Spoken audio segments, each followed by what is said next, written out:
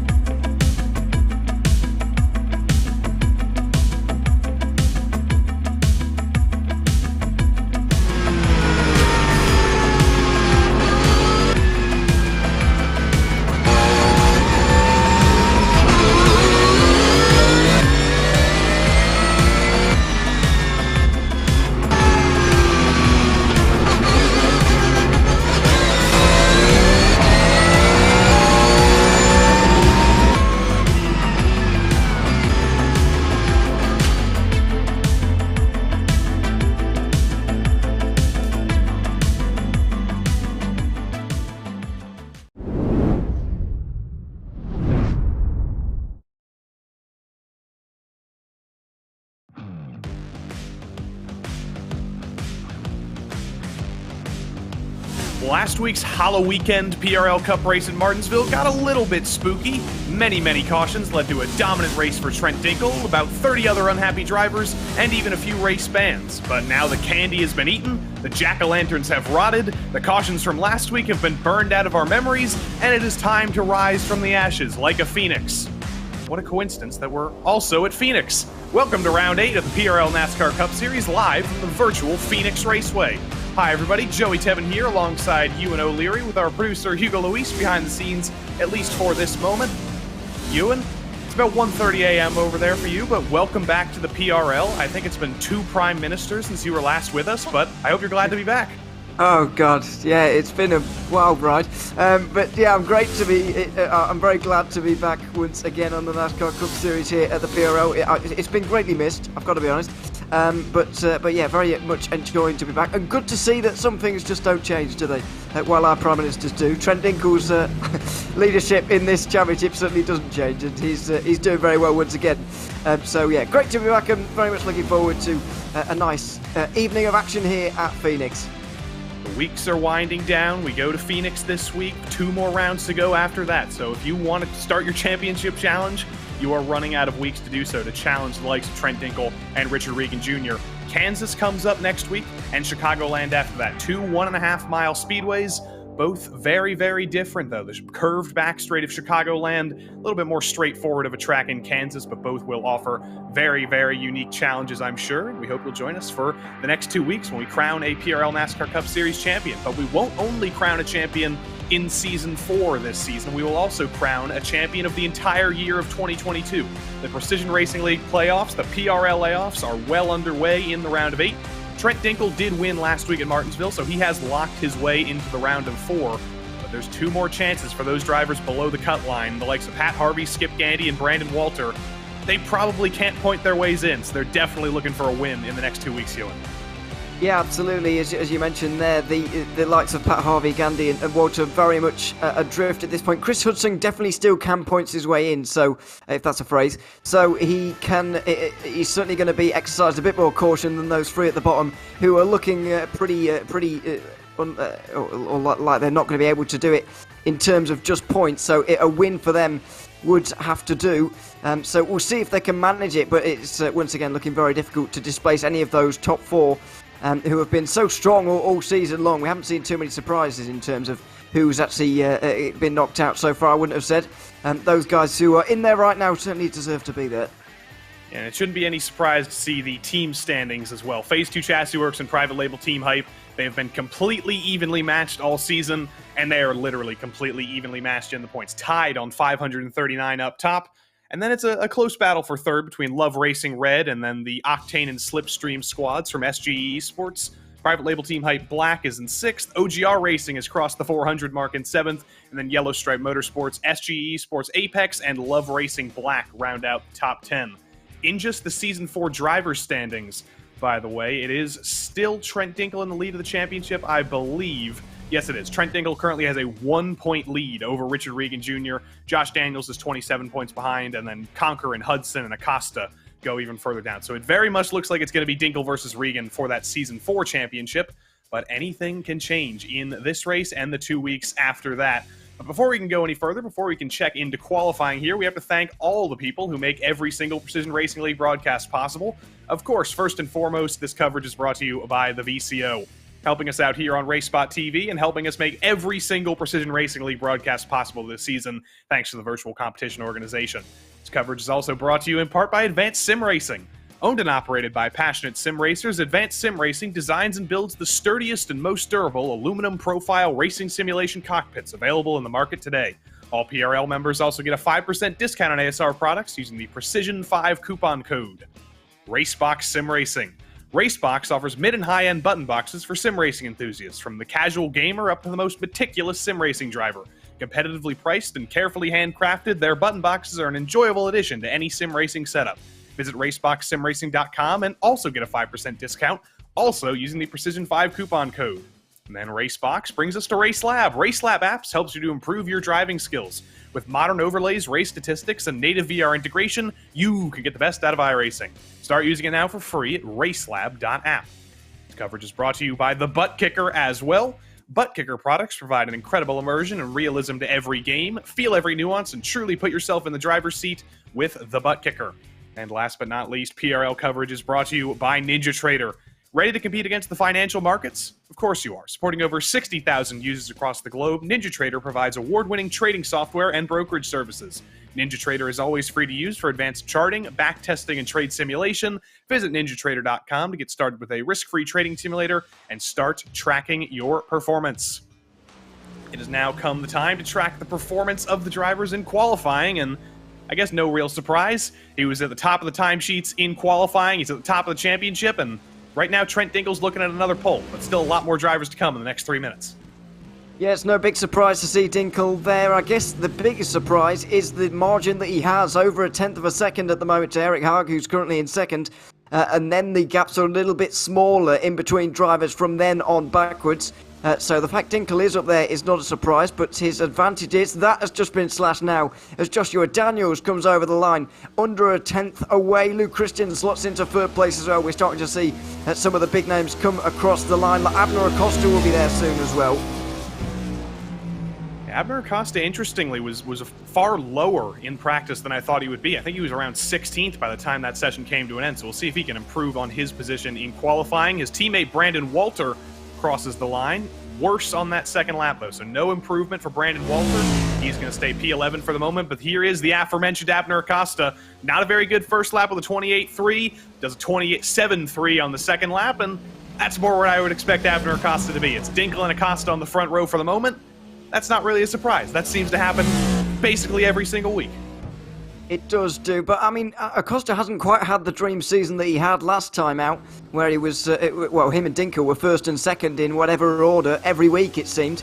But that has changed a little bit. Acosta has had a few rounds where he's, not quite been on form and not quite got the result that he maybe wanted as well. But it's certainly back to familiar a pattern now with Dinkle and Acosta 1 and 2 right now. You can see Chris Hudson with a decent performance in qualifying there for 7th place, trying to look through the field to see where the likes of Richard Regan Jr. is at the moment. He's still not set a lap in this qualifying session. I wonder if he's one of those who can't qualify for this. Richard Regan Jr. has been disallowed from qualifying for this week for bringing out a caution last week, or bringing out multiple cautions at Martinsville last week.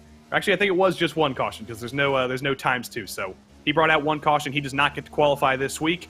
We just saw Richard Smith cross the line there. He is back after serving a 2-race ban after being the driver who wiped out Abner Acosta a few weeks ago from the lead of the race when he was a lap down. But he's back, he's learned, and he is back on track Paul Crumry crosses the line to start his first and only lap. Not that great of a lap with a 28.0. That's going to put him 21st, and he, I think, knows that he's not going to improve. Abner Acosta doesn't improve on the second time around either.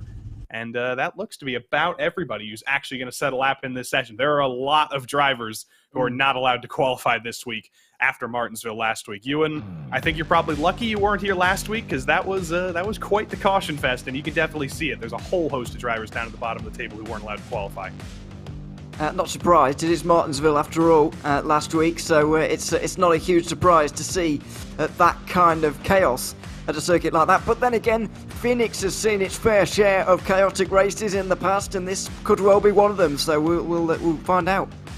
That is indeed true, but as is always seemingly true, Trent Dinkel and Abner Acosta, the two qualifying masters, stick it on the front row once more. That's the 5th time this season for Trent Dinkel on pole. Josh Daniels in 3rd, though. He's looking to make the round of 4. He'll start 3rd. And Lou Christian, every single week, he has a great qualifying, seemingly. He starts 4th. Eric Hagg or Eric Hogg, that's still up for debate based on his family members in the chat. And then Bentley Glazer starts P6. P7 went to Chris Hudson. He starts alongside Clayton Ham, who's had a good qualifying. And then row number 5, Steve Loving and Eric Papineau. Waldo Walden and Joao Guerra, also a good qualifying for both of them, starting on the 6th row. Brandon Walter, a little bit off of his private label Team Hype teammates in 13th. He'll start alongside Jeff Hollingsworth. Skip Gandy and Adam Zemke are row 8. Tyler Justice, who has won a race this season, was the only Phase 2 Chassis Works who was allowed to qualify tonight, and he starts alongside Jose Medina, who will be 18th. Mike Witt starts 19th, Richard Smith 20th, Paul Crumry and Tom Amasi were the last 2 drivers to set qualifying lap times. And then Sean Powell, Richard Regan Jr., Pat Harvey, I'm going to get the list exactly right here. Pat Harvey, Sean Powell, Richard Regan Jr., Byron Johnson, and Joe Hoggard were not allowed to qualify this week. Charles Sumner, Robert Besaw Jr., and I believe one other driver were allowed to qualify, but they have just elected not to start at the back of, or they've elected not to qualify tonight. They will start at the back of the grid. And also, for all you Mark Kalin fans, you knew we talked about this last week, that he brought out 3 cautions last week. That has earned him a race ban, so he is not allowed to race this week. He'll be back next week. James O'Brien is also serving a 1 race ban, so he is not with us in the field here tonight, Ewan, but we've got 29 cars on the grid tonight. 96 degrees Fahrenheit down in Arizona right now. We've got 165 laps on the board. Absolutely, and a lot of chance for some of those drivers you just mentioned who weren't able to qualify, particularly Richard Regan Jr. I'm going to be very interested to see how far through the field he can get and how quickly he can get through there as well. Not the hottest of days here, especially considering the location of Phoenix, I guess, geographically, and how hot it can get around here. We are into November now, so it's not getting too warm, so the tyres won't be shredding themselves to pieces, but they will be a factor throughout the race, and we'll see what happens. But as I mentioned, the main talking point, especially for me, will be Richard Regan Jr. How can he get through the field? And those others who weren't able to qualify, what's their pace like, and how quickly can they get through the field? Yeah, Richard Regan Jr. and Sean Powell, the Phase 2 Chassis Works teammates, those are going to be a couple of big drivers to look at. You see that highlighter neon yellow car of Richard Regan Jr. in the background, the bright blue car of Sean Powell as well. Both of them will be making their way through the field. But it's also a neon yellow car and a blue car on the front row. Trent Dinkel and Abner Acosta, the front row buddies. For the 5th time this season, it'll be Trent Dinkel starting a race from pole. He's going to round turns 3 and 4, formerly turns 1 and 2, but now turns 3 and 4. The green flag is out at Phoenix. Everybody's going to fan out across the dogleg, and we're ready to go racing tonight at Phoenix.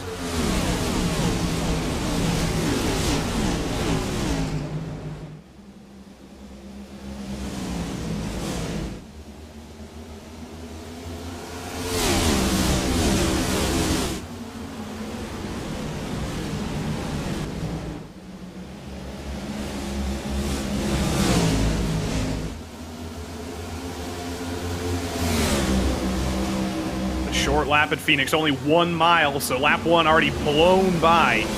No real trouble in the field. I think I did see Joao Guerra tap the wall coming out of turn 2, so he might be nursing a little bit of damage a little bit further back, but other than that, we saw quite the fan out on lap 1, and everybody single filed out at least for the moment. Acosta still challenging Dinkel up front. The two teammates going at it. Josh Daniels right behind trying to pick up the pieces. Acosta again turns hard left down onto the dogleg to take a little bit of a shallower line, but he's not going to be able to get to the inside of his teammate. Yeah, possibly last week in the minds of a few of these drivers going through the first few corners. Already. Well, I say that, and the caution is out already. I saw Tom Amasi, by the way, getting overtaken left, right, and centre there on that start. Not entirely sure whether he actually had a problem or whether he just got shuffled to the outside line and shuffled on backwards. But there certainly has been an incident now. Not sure who involving quite for the moment. I think it may have been Paul Crumry. Because Paul Crumry has fallen to the back of the field. Adam Zemke is down pit lane right now, so it could be Adam Zemke. We'll have to diagnose the issues. We've got to break out the old Panopticon here. Let's see, was it on the initial start that something happened already at the back of the field? Adam Zemke started right then. Adam Zemke in the middle of the field. Jose Medina behind him. Everything looks fine for the moment, but Adam Zemke clearly ran into trouble at some point on this lap. Yeah, we'll get a bit of a view now as to what happened in the midfield and down towards the back, because we were focused on the leaders, of course, and how Trent Dinkle got away from that pole position. Looks all fine through what is now 1 and 2. Get your head around that. And 3 and 4 as well. Lap 1 looks okay, just alongside Tyler Justice for the moment, who did make up a few places on that stop, by the way, so we're interested to see where he made up those. 3 wide up in front of these guys. Still no obvious causes of an incident. This is what we can do when the cautions are out. We can just roll through the whole thing and see what went on. We've got the whole race spooled up for us here. That is Tyler Justice behind him. So is there a little bit of contact coming in to turn 3 here? Justice and Guerra. Still nothing. The Cranberry car's still okay through turn 4. There's only one more lap that it could have happened on, so we're running out of opportunities here. Oh my God! What in the world? It has to be a technical. It has to be a technical for Adam Zemke, because he just went straight. As he went through the dogleg there, he just went absolutely straight and into the wall really hard as well. A lot of damage to a number of cars. Not just Zemke, not just Paul Crummer as well. I think you were right in saying got involved. I think Mike Witt might have been another one who got involved. 6 drivers already been down pit lane in this race. Yeah, that was just shocking to see. You know the dogleg is always difficult because there is a very, very harsh change from the banking to the flat dogleg there. You can see everybody taking it under caution here, but that was a huge incident for Adam Zemke. Just caught him completely by surprise. Paul Crumry did in fact get damaged. He's gone 2 laps down because of that. Mike Witt also came down pit road. He has gone to the back of the field and got a little bit of damage repaired. Charles Sumner also reported a little bit of front-end damage. He got some of that fixed. And then Sean Powell and Richard Regan Jr., again, the 2 Phase 2 Chassis Works teammates who started at the back of the field. I think that was a strategy move to come down pit road because they were already at the back of the field. Might as well come down again, get a little bit of a splash of fuel in that car, and see what you can do on fuel strategy with a few extra laps of fuel in the tank. But we are ready to go back green here at Phoenix on lap number 6. A little bit of a hiccup early on, but the restart will look very similar to the initial start. It's still Trent Dinkle in control over his teammate Abner Acosta. In the middle of 3 and 4, you can basically go whenever you want here. Trent Dinkle's likely going to go very early. He's coordinating with his teammate Abner Acosta, so Josh Daniels doesn't get between them, but Daniels definitely gets between them, and he's going to be side by side with Acosta coming into turn 1. Yeah, good reactions there from the 77. He's going to get to the inside at 1 and 2, I should say. And he's going to try and get through. But the outside run there for the 5 of Abner Acosta looks to have been pretty good. And he's gotten through, held on to 2nd place. We see Chris Hudson slotting in here in 6th. He needs these points, of course, trying to chase down Richard Regan in these playoff standings. Only 6 points below the cut line.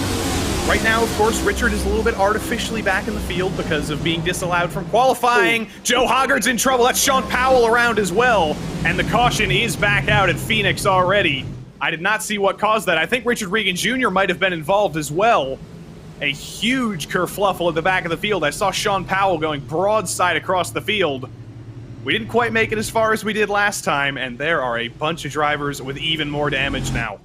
Yeah, Skip Gandy is one of them. He may have been the one to have kicked this whole thing off. Here's the 05 of Tom Amasi, staying very low at 1 and 2.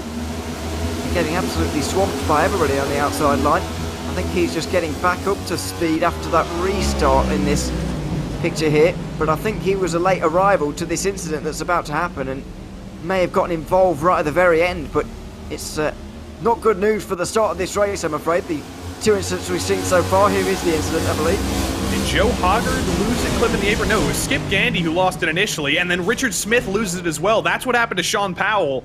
He got collected by Richard Smith, who has not been a very popular driver in the last couple of weeks, and definitely not going to be popular with Sean Powell, unfortunately, with that one. I think I also saw Adam Zemke getting another hit. He was backwards in the wall as well.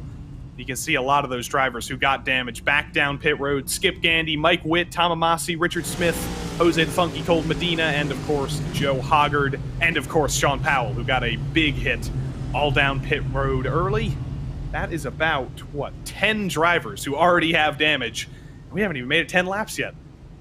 Absolutely, we've had 11 drivers into the pit lane as well. We're not very far into this race at all, and it has been attritional down at the back, which does mean I guess we're kind of taking out contenders who would have been surprised winners, I suppose, or surprise winners. The main contenders, apart from obviously Richard Reagan Jr., who has been in earlier, not really been involved just yet. So yeah, a lot of whittling down has been done at the back of the field, but as of yet, not much action has actually happened at the front of the field, because we've barely been under green for very many laps.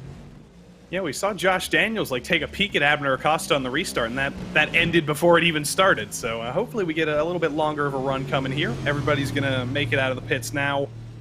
Richard Smith will join the back of the field, I think, and it looks like the lights are already out on the iRacing stand pace car, which is very, very good.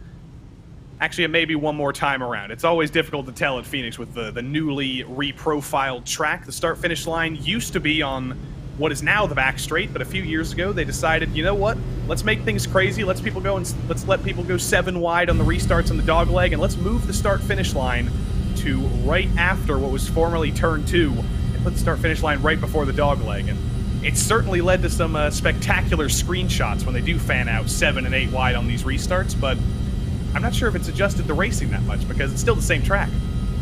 Yeah, I get that, but then again, you can't have it's more difficult, in my opinion, to have a last corner pass for the lead or pass for any position because of the way it's set up. The start-finish line being right out of what is now turn 4, what used to be turn 2. So you do get those spectacular shots when they go about 9 wide through the dogleg, and we're about to see another one of them. But in my opinion, you get less exciting finishes, and so I can't say I'm a massive fan. Also, it's very odd to have the pit lane sort of not where the start-finish line is. It's exceptionally rare to see, especially in NASCAR. So yeah, it's very weird. I've got to say I'm not a massive fan of it, but that's what they've got in front of them here today, and so that's what they'll deal with. But yeah, we are about to see one of those crazy restarts once again, where everyone can fan out as many wide as they like through the dogleg, try and get as close to the wall on the left-hand side as possible, it seems.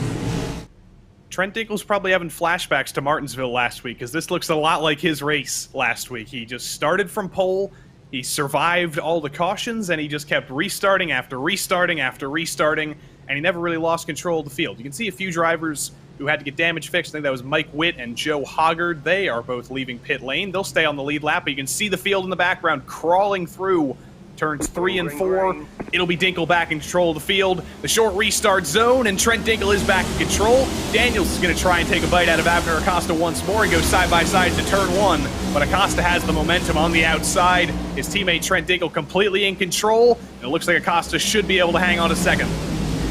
Daniels wasn't able to do anything last time, and this time he wasn't even as far alongside. And once again, the same Abner Acosta prevails in that one. Second place for him. Luke Christian slots into 4th. It's been a good restart though for Chris Hudson, who is into the top 5 now, although still fighting side by side with Eric Hart for that. Chris Hudson's still in a very good position. Of course, there's 151 laps to go, so lots of things can change. But as of right now, Chris Hudson would point his way into the round of 4 over Richard Regan Jr. Harvey, Gandy, and Walter having a little bit more struggles. Brandon Walter doing a good job in P10 right now, but he needs to win. That is the only way Brandon Walter will advance into the round of 4. He needs to win at least this week or next week. He's got a little bit of work to do there. Tyler Justice and Eric Papineau are side by side. Waldo Walton's going to try and join the fray right behind into turn 1. Looks like Tyler Justice will be clear of Papineau, and his drive forward through the field continues as well. Yeah, I think Tyler Justice started to wear it down in 20th in this race, and already to be knocking on the door of a top 10, considering the fact we haven't been green flag racing for that long, is very impressive indeed, but does just show what you can achieve if you hit your way through the cautions and stay out of trouble. This is about to go very, very far to the left-hand side here, trying to make a move on Brandon Walter, we were just talking about, and this is going to be the move for the top 10. Tyler Justice tries to slide straight up in front of the 99. He's not going to be able to do that, but he is going to be able to get the top 10 place regardless, and that's an impressive run for Tyler Justice in these opening laps. Looks like Robert Besaw Jr. might have caused a little bit of trouble with Pat Harvey. He washed up a little bit, almost got into him, and then Besaw just pulls back down onto the dogleg. That looks like there's a little bit of an issue with that car, or an issue with his technology, or something like that, because that was bizarre for Robert Besaw Jr. But just like in real life, you can have technical failures on iRacing that aren't really your fault. Tyler Justice clips the wall in the exit of turn 2. I think he got away with it. I don't think there's any damage on the side of that car, but he is playing with the limits. He certainly was there, very wide out of 2. You don't traditionally want to get close to the wall quite where he was. It is obviously beneficial to run as close to the wall as possible, but not quite there. He took a weird line through there, and so just readjusts and gets himself a much smoother line, a much better line through 1 and 2 on that occasion. That's how it's supposed to be done. Brandon Walter very nearly had that opportunity to get back into the top 10, but couldn't take it as the fight for 8th place just begins to kick off. Bentley Glazer to the inside of Steve Loving. Bentley always a driver who really excels on the longer run. Tyler Justice behind both Loving and Glazer almost loses it again on that transition to the dogleg off the banking. That has proved far more treacherous than I expected. We didn't really see any drivers in real life falling victim to the transition onto the dogleg. They seem perfectly fine with it, but this next-gen car on iRacing, it always surprises you. It always finds ways to try and wreck you in ways you didn't expect, and Tyler Justice was almost another victim of that. So different to what we've had in previous years, previous seasons even. It's a real new challenge, and even down to the very gear shifts that we've been hearing all year long, compared to what we have in the past, is a real adjustment, as Steve Loving just had to make one of his own out of turn 2, and he's going to get past here by the 4 into 3 and 4. Although I say that, he's very strong up high on 3 and 4, at 3 and 4 I should say, which is pretty rare to see. You want to be as low as possible normally, but Steve Loving's making it work. The outside does work early on, but you have to think that Steve Loving is probably using up those tires quite a bit more on the higher line, scrubbing those tires for even longer than Bentley Glazer is. And Bentley Glazer is always a driver who we look at on the long runs. He's been on iRacing for longer than probably some drivers on iRacing have been alive. It's been over 14 years since Bentley joined iRacing, and he uses that experience to very good measure. He's going to have to fall back in the battle with Steve Loving, though. He's not been able to stick side by side with him. Tyler Justice is still getting aggressive. He's trying to peek to the outside, but he's going to be forced into the train. And many drivers having to do the same, really, in this train. Chris Hudson has just made up a position, by the way, up to 4th position. Luke Christian drops to 5th. As a result, it's a really good start for the number 43, you've got to say. Hudson really needs a race like this, no matter where Richard Reagan Jr. ends up, which is now 14th position, but Hudson really needs a result like this, preferably where he beats the 56 by quite a few positions. Chris Hudson holding back Lou Christian, 2 drivers who we always see in our Zoom. I'm not sure if we'll see them this week. I'm not sure if we'll get to see Lou Christian's world's shortest staircase again, but hopefully we can load those up eventually. Eric Hagg as well, doing another great job. He has just absolutely turned things up in these past couple of weeks. We never really saw much of Eric Hagg, but recently he's got his first podium, 3rd a couple of weeks ago. Then he was running in the top 5 all race in Martinsville. He's running in the top 6 tonight. Eric Hagg has really turned things up in the NASCAR Cup Series. And we're right on board with Lou Christian right now. There it is. There's the world's shortest staircase. It's finally back, and it's doing it pretty well. He's another driver who's really turned it up in the late stages of the season. Yeah, absolutely, and a big improvement as well on last season as well, where when I was still commentating on the series, was this is to be running inside the top 5 this consistently well and with this kind of pace was something that we didn't see all that often, so it's great to see now. just behind this shot, by the way. Clayton Ham has been able to get through ahead of Eric Haag there, so Luke Christian has got a different driver filling his mirrors for the next few moments. Richard Regan Jr. has been on a charge as well. We have to take a look at his progress in a few moments as well, because after putting a little bit of extra fuel in the tank on one of those early cautions, he's been taking advantage of the fuel strategy, and he has been using his probably advanced pace compared to the back of the field to very good advantage. You'll see him in the back of your shot right now. There is the bright neon yellow Liqui-Moly car at the back of your shot. Richard Regan Jr. in P13. I think he restarted in, what, about 25th, 26th? He's been on a tear recently.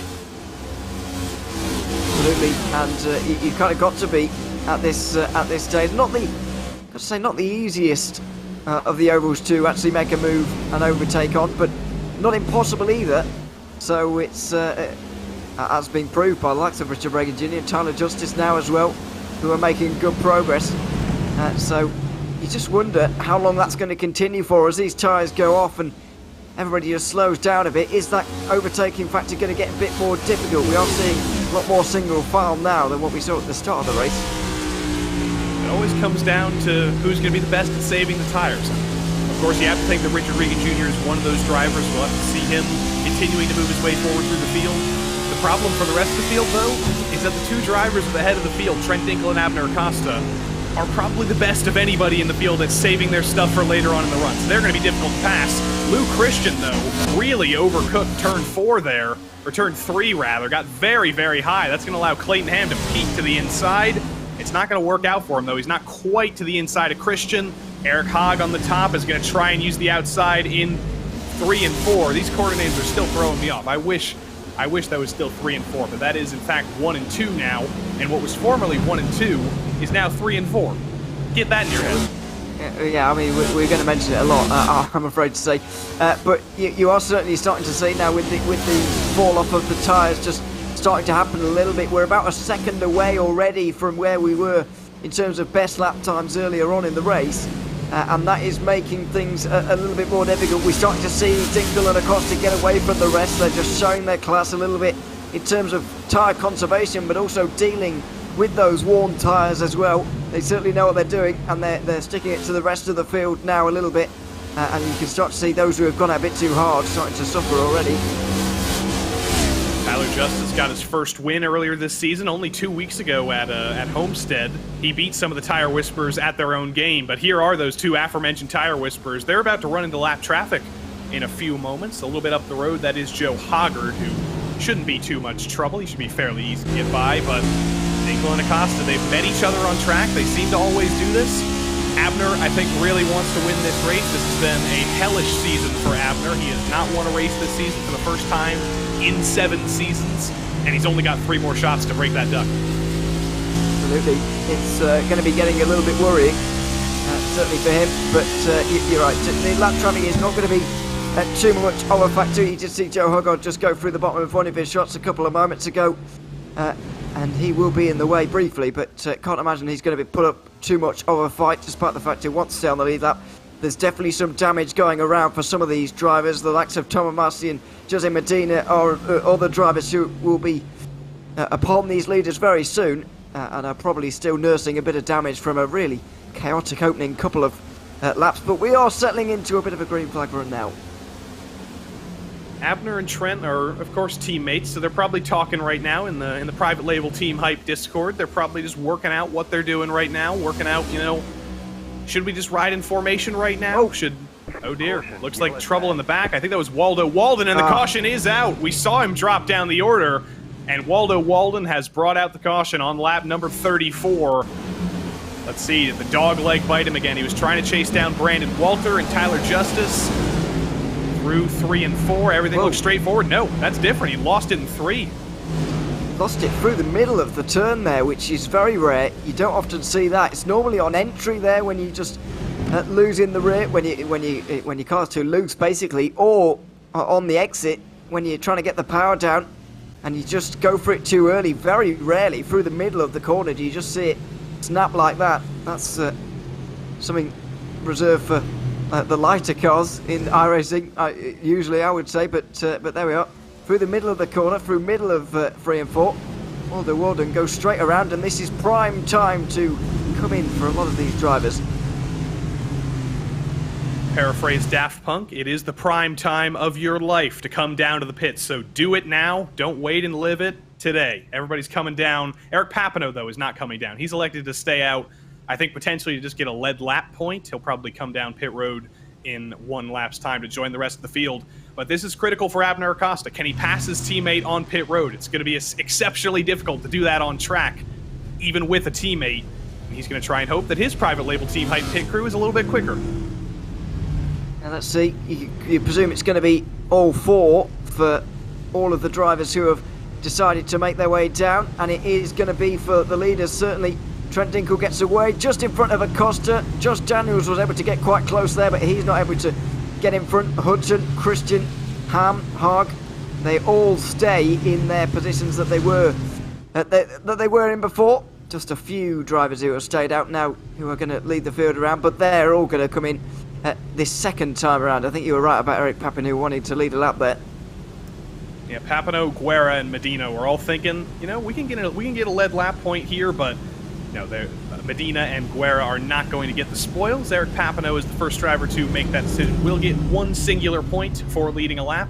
Unfortunately, though, that will put him well at the back of this train. He was in the running, I think, for the top 10. So I'm not sure if I would have made that decision if I was Eric Papineau, but maybe he thinks he can drive his way back through the field. I'm not sure if that's exactly the case either, or whether he's decided that, or decided at the time that staying out would be a good idea, and now that he's seen everybody else come in, he's reconsidered maybe, but I'm not entirely sure quite why he's decided to come in the second time. It's a bit easier to see for João Guerra and Jose Medina, you would argue, because they were down the back of the field anyway. But that caution certainly came at a good time for the likes of Joe Hoggob. We still do have 26 cars on the lead lap, I believe, as long as Tom Amasi's damage repair here, or continued damage repair, doesn't take too long. No real winners and losers across that whole pit cycle. I'm looking down my whole timing screen here, and it basically looks exactly the same as it did before the pit cycle began, other than, of course, Eric Papineau and a few of those drivers who went off strategy. Still Dinkle, Acosta, Daniels, Hudson, 1, 2, 3, 4. Then that Christian, Ham, Haag, Loving, Glazer battle that you could throw a blanket over earlier. That's still together. Tyler Justice will restart in the last spot in the top 10. You can see the shifts through the field over the course of the entire race. Of course, the drivers who were disallowed from qualifying, like Pat Harvey, Richard Regan Jr., Byron Johnson, they've, of course, made up a ton of progress in the field. And I think this restart's going to be perfect for Richard Regan Jr. He was about 7 seconds off the lead, I think, when the caution came out. He's now right with the rest of the pack, and I have a feeling we'll be seeing him make some spectacular moves when the pace car pulls off in a few moments. Yeah, we certainly will do. And not only is he closer to the leaders now, but he's also got those gaps that were in front of him between the cars. They've all been closed up now, of course, so he's no longer having to make an overtake, then close a gap and then make another. He can just make overtake after overtake at this stage on this restart, but let's see how it goes. Let's hope for a clean restart as well. Abner Acosta and Trent Dinkle alongside each other again. I wonder if Abner Acosta is thinking like Olivia Rodrigo. Do you get deja vu when he's with you? I'm not so sure. But Dinkle and Acosta will once again restart us to the green at Phoenix. We'll see if Acosta can maybe get a little bit better of a jump this time, but being on the outside is always a disadvantage. Again, Trent Dinkle on the power early. A huge jump for him. Daniels is going to take another bite at the Abner Acosta apple, but looks like it's going to be fairly straightforward, same way it was on previous restarts. That outside line in 1 and 2 for Abner Acosta is going to win out. He's going to hang on to second, but his teammate Dinkle's already pulled a little bit of a gap. The top three is like watching a replay every single start and restart. The same thing happens with Daniels just challenging Acosta briefly, but he's not able to get anywhere close to looking like he's going through. Chris Hudson will follow on from behind as well, although he's having a hard time with Luke Christian. That was a big slide from somebody. Could have been Brandon Walter maybe, but they look like they've all gathered it up somehow through the dogleg.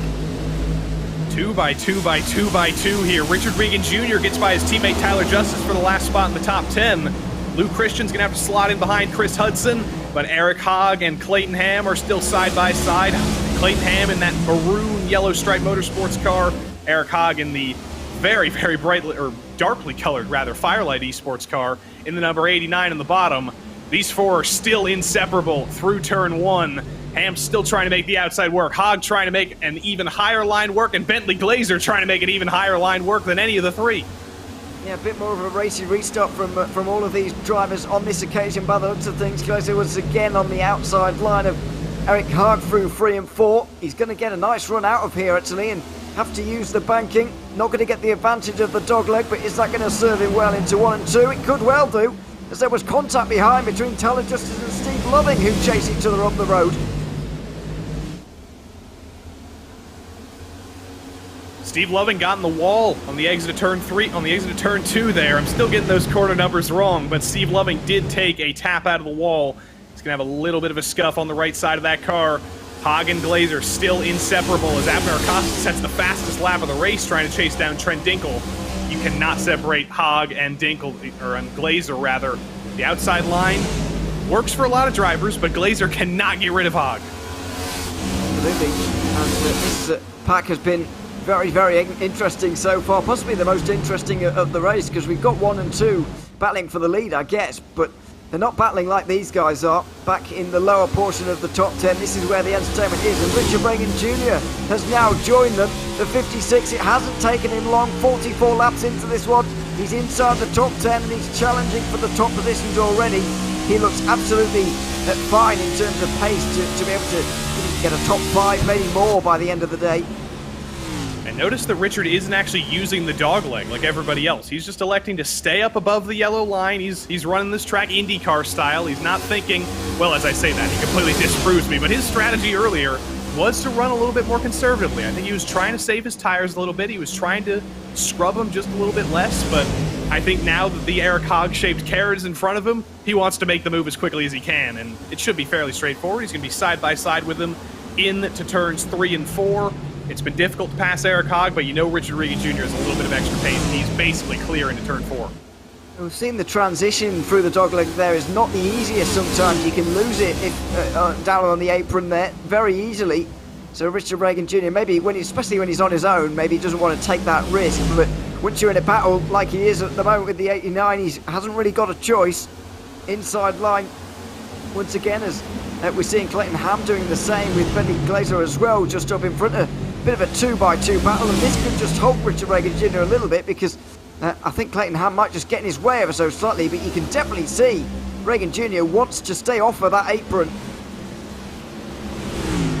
Luke Christian is trying to hold back 2 drivers at once. He's trying to Pied Piper the field like Dale Jr. at Daytona, and it's not really working out for him. Glazer and Ham are both very, very hungry right now. They're going to go side by side into turn 3, though. That is going to work out for Luke Christian. He's going to get a little bit of breathing room as the 7 and the 4 continue to try and fight over 6th place here. And who's that in the background? That's Richard Reagan Jr., who probably wants to stand at 3 wide the first chance he gets. Possibly, but there's nowhere to go, especially if he's avoiding using the apron. There really is nowhere for him to go at this stage. He's going to try and get that straighter exit off of 2 to have a run 3 wide, or is he just going to try and push Glazer here? It looks like he is. Surprised that Reagan Jr. wants to go to the outside line because he hasn't elected for that so far, but that's what he's gone for this time, and it looks like it's going to work out for him fairly all right. That's got to be pretty worrying for the rest of the field. If you're watching Richard Reagan Jr., if some of the crew chiefs are out here watching him drive through the field, he can run aggressively. He can run the dog leg. He can also run conservatively and run above the yellow line. He can run the top line. He can run the low line. You can't count Richard Reagan Jr. out of the win for this race, even when he was disallowed from qualifying. He is schmooving his way through the field, and that is the perfect word for what he's doing. It's very impressive, and normally when you see someone catching you, when you're in a one-on-one situation, especially at Phoenix, you kind of want to move to the line that your attacker is running, but when Reagan Jr. can do both, it's very, very difficult to defend from that, and Glazer is currently experiencing that right now. Protects the inside line, or tries to. Richard Reagan Jr. is going to get down there anyway, and I think the Glazer realised that anyway and decided to let Reagan go. He almost backed off too much. He almost let Clayton Ham get into the back of him, and he is going to let a couple drivers with him. He backed off to let Regan through, but inadvertently, he has let Clayton Ham through. He's going to be able to fight on the outside. He's going to try and fight back on Clayton, but I think he opened the door far more than he was trying to. Eric Hogg is thinking about making it 3 wide. He has to back out of that as well, because that was not going to end well. if he sent it 3 wide into turn 3. But these 4, they got separated for a moment while Regan was passing all of them, and now, again, it's 1 by 1 by 1 by 1, or 2 by 2 rather, and it's impossible to separate these 4. It is absolutely impossible to separate this group that has provided the entertainment so far in this race, really. The top guys have been running their own race as Richard Reagan Jr. joins them now inside the top 5, the championship contenders, all running their own race, really. But behind, it's very entertaining indeed as Glazer now continuing to pay the price for backing off as Reagan went through on him. Now Tyler Justice tries to come through as well. Justice clears Eric Hagg there. Bentley Glazer still fighting on the outside, though. Jeff Hollingsworth running the highest line of anybody. I'm not sure if that was entirely deliberate, but he just barely kept it out of the wall. Maybe the air cushion helping him out a little bit there, as he runs the highest of high lines in the background in that Henry repeating arms entry. Hollingsworth and Steve Loving a little bit further back, still trying to fight, but who have found each other once more? It's the odd couple of Eric Hagg and Bentley Glazer. They are inseparable, and I have a feeling they might be side by side coming to the finish in 111 laps. They could well be. They have not been far apart so far in this race, but starting to fall down the order a little bit relative to everybody else. Seen Tyler Justice make his way through on both of them, Clayton Ham as well, as they all dive towards the inside line. I think that's a lap car trying to stay out of the way. Skip Gandy, that is trying to stay out of everybody's way at the moment. As I mentioned, Harden Glazer just finding themselves continually further down the order, and now Brandon Walter might decide that it's his chance to get inside the top 10. Eric Hagg loses it through the dog leg again. He was able to save it. No, he wasn't. He has looped it around, and he's down in the apron, though, so no caution is going to come out for that. Eric Hagg has to tow back to pit lane. He joins the list of drivers who have just gotten a little bit loose on that transition from the dog leg. He's having such a great race, but let's see what happened to him. Oh, was it? It was after. It was after. No, it was after. So it's on the entry into 1, and I feel like he thought he was going to save it, so just got back on the power again, and then it all of a sudden went even further wrong for him, and so he's around and back down pit lane now, so that's a real shame for him. But thankfully didn't spin up in front of everybody and cause another caution. It's always a punch in the face, though, when that happens. When you spin and the caution doesn't come out because you're still in the apron, you're like, you know, if the caution came out, I still would have been able to rejoin this race at the back of the field. But this is just doubly a punch in the face because I just got to tow back to the pits. My race is over. Absolutely. And that's what happens when you spin around on the apron, of course. iRacing doesn't call it using the iRacing caution system, of course. And it doesn't call it if you're below the apron. So not that you can do what you like below the apron, but it doesn't call it. So that's why it didn't come out on that occasion, and that possibly contributed to him just going back to pit lane straight away and not really bothering to turn around again.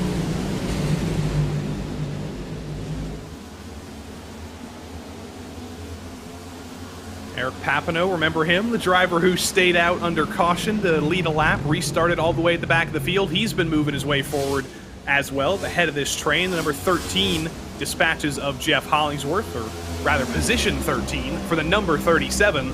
Eric Papineau's drive forward through the field continues. Next up for him is Mike Witt. He's probably given himself a little bit more work than he would have liked, but he's certainly making it spectacular for us. Yeah, Papineau down in 20th in the standings so far this season, which is a little bit lower than what you'd expect from him. He's demonstrating that with some pace in this race as well, as Pat Harvey makes his way through on Hollingsworth as well. Into 3 and 4, really needs a race win as Pat Harvey in terms of his playoff aspirations, and so needs to make up some of these places first. Into 14th place now, but making hard work at this pass. Pat Harvey's definitely thinking about, some crazy late race cautions that might be able to give him a little bit of help. Jeff Hollingsworth got a little bit loose off of turn 2 there. He had to back off entirely. He's lost 3 or 4 spots. He almost gets into Robert Besaw Jr. in turn 3 as well.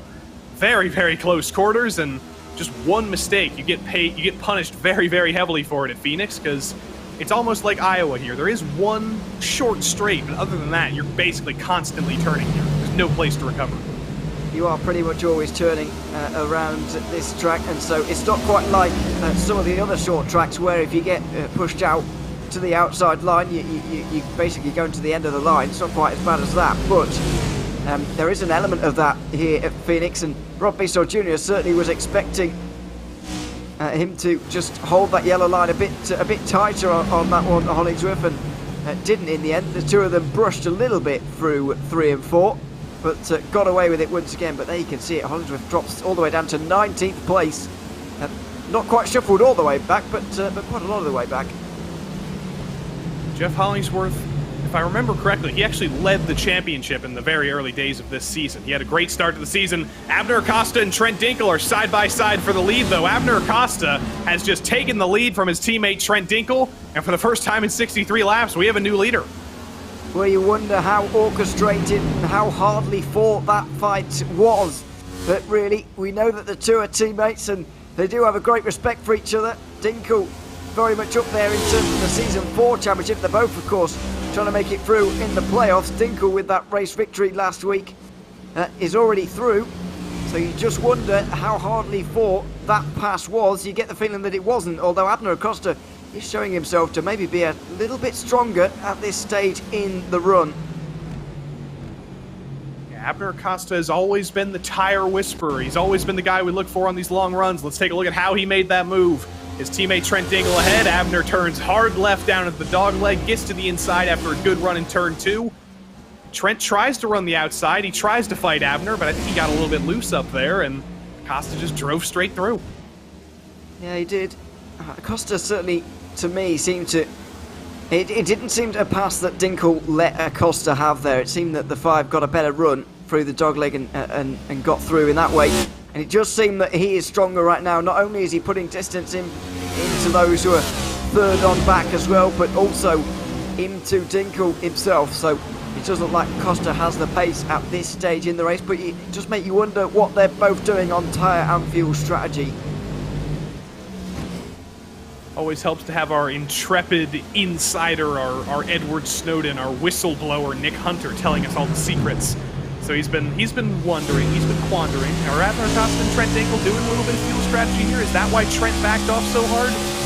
It is in fact a mystery, but when the cautions came out in those awkward places like they did, you might start thinking fuel strategy. You might start thinking, what if we do go green all the way to the end of this race? How can we beat each other? We don't necessarily have to do it on track. We can pull some sort of alternate strategy and hope it works. Yeah, I actually don't think that most recent caution was too far away from the actual tyre limit that you'd want to be in terms of fuel.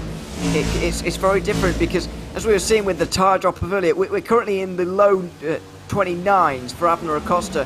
He's obviously setting the fastest laps out there of anybody, but he's over a second and a half lower than his personal best. That's the kind of tyre drop-off we're experiencing already, and we're only, 25 laps into the run right now? 30 laps into the run right now, so, we're a fair way through, but we're already seeing considerable tyre drop-off, so I think it's going to be far more about the tyres and what they're doing rather than the actual fuel and how far you can go on fuel here at this circuit. 3 wide for about a millisecond there into turn 3. Tyler Justice and Chris Hudson both ate Josh Daniels for a very late 9 p.m. dinner here. I guess it's a 7 p.m. dinner in Arizona. But they're both past him. Hudson up to 3rd, Daniels back to 5th. And look who else is on the scene as well. Richard Regan Jr. Remember, he restarted 33 laps ago in 13th. 3rd place is right ahead of him now. Yeah, his progress has been just halted ever so slightly as he gets up to the stronger drivers and the faster drivers up towards the front. But even so, he is making good progress. Just seemed that the wheels are kind of falling off for Joshua Daniels right now, though. He was comfortably 3rd not so long ago. Now he's almost a second away from 3rd in a matter of laps here. And now getting all that pressure heaped upon him by Richard Regan Jr. And Tyler Justice, once again. I was going to mention earlier that he maybe went out a bit too hard in the early portion of this race, but he's just been able to go out hard for the entirety of this run so far somehow. I'm not entirely sure how he's doing it. Yeah, there's always drivers that kind of surprise me that way. They seem like they're being aggressive. Richard Regan Jr. seemed like he was being aggressive, making his way through the field. You noticed Tyler Justice seemed like he was making moves all over the place. He should have been destroying his tires, but somehow they still prove us wrong, and somehow they still have exceptional amounts of pace at the ends of the runs. And Justice is now clear of Hudson up into 3rd. I'm wondering now, can he chase down Trent Dinkel for 2nd? Has he been even better than him on the tires? Did you see the way Justice was able to not only dive down to the inside at 3 and 4 there, but hold the yellow line as well. When you dive in like that, you're later on the brakes than maybe you are normally. It's difficult to hold the yellow line, especially given the beating I thought he was giving his tyres earlier on, but it seems that he's been able to do this very well indeed, Tyler Justice, and I think he may well be able to challenge Trent Dinkle before the end of this run if Dinkle has got this slightly wrong, which he may have done. Very impressive from Tyler Justice, and we'll just see where he can get to in the remainder of this run. Waldo Walden and Eric Papineau going at it for P12 now. Eric's still trying to recover after... Oh, Waldo loses it again! Coming into turn 2. He saves it this time. He's not going to bring out the caution this time. But this is a similar time in the run to where Waldo started to get loose on the previous run. So I wonder, is anybody else going to start having the same troubles? And is everybody else struggling with the tires like Waldo is? I wonder if he's got to start making some adjustments as well. Not least to his car, but just himself mentally here, just to try and think about this in a different way. I do feel like that last one was, most recent one was down to him getting on the apron a little bit. Sometimes you do want to get your left sides on the apron, of course, to get that bit of rotation, but it doesn't look like Walden is struggling to get any rotation. He's just got a bit too much at the moment. So we'll maybe just have to adjust the line a little bit. And stay wide of the apron. Witt. Oh, it's a Witt loses it. He's going to save it. That's going to be an incredible save from Mike Witt. Completely locked it up, but somehow kept it straight. But he lost it in the middle of the corner, and somehow I think he kept it out of the wall. There might have been a little bit of contact, but that was a phenomenal save by Mike Witt. He did grab the wall a little bit, but just locked up the brakes here. You can see as he's getting on the power, it's getting really loose. It's a really good save, but does just lock up the brakes to straighten that car up. It just brushes the wall a little bit. There won't be too much damage there, but he will certainly be taking a breath and taking a step back now just to reconsider in this one now, because that was really avoidable, really. If he was just a bit more careful on power there, then could have been avoided, but a good save nevertheless. I think that is going to be one for the top PRL saves of 2022. If we ever bring that top 10 out, that's definitely in the books for that one. Oh. Brandon Walter, add him to the list as well onto the dogleg. Almost loses it in front of Clayton Ham. Ham's going to be able to make it around the outside of him, but these tires are certainly wearing, and throwing it on the dogleg and getting the car out of shape, well, I have a feeling we might see some driver get bit like Adam Zemke did soon. Well, wearing is one word for these tyres, woeful is another. They're absolutely all over the place at this point. The tyres are completely gone. Abner Acosta himself, from the lead of the race, is doing one of the best jobs of anyone, but even he is over 2 seconds down on his personal best in the sun. You can just see visually, this track is a lot slower than it was, and it's down to these tyres that are just absolutely gone at this stage, but I feel like they are trying to make it to roughly 80 to go, so that they know there'll be one more stop after this one to make it to the end comfortably with the tyre situation.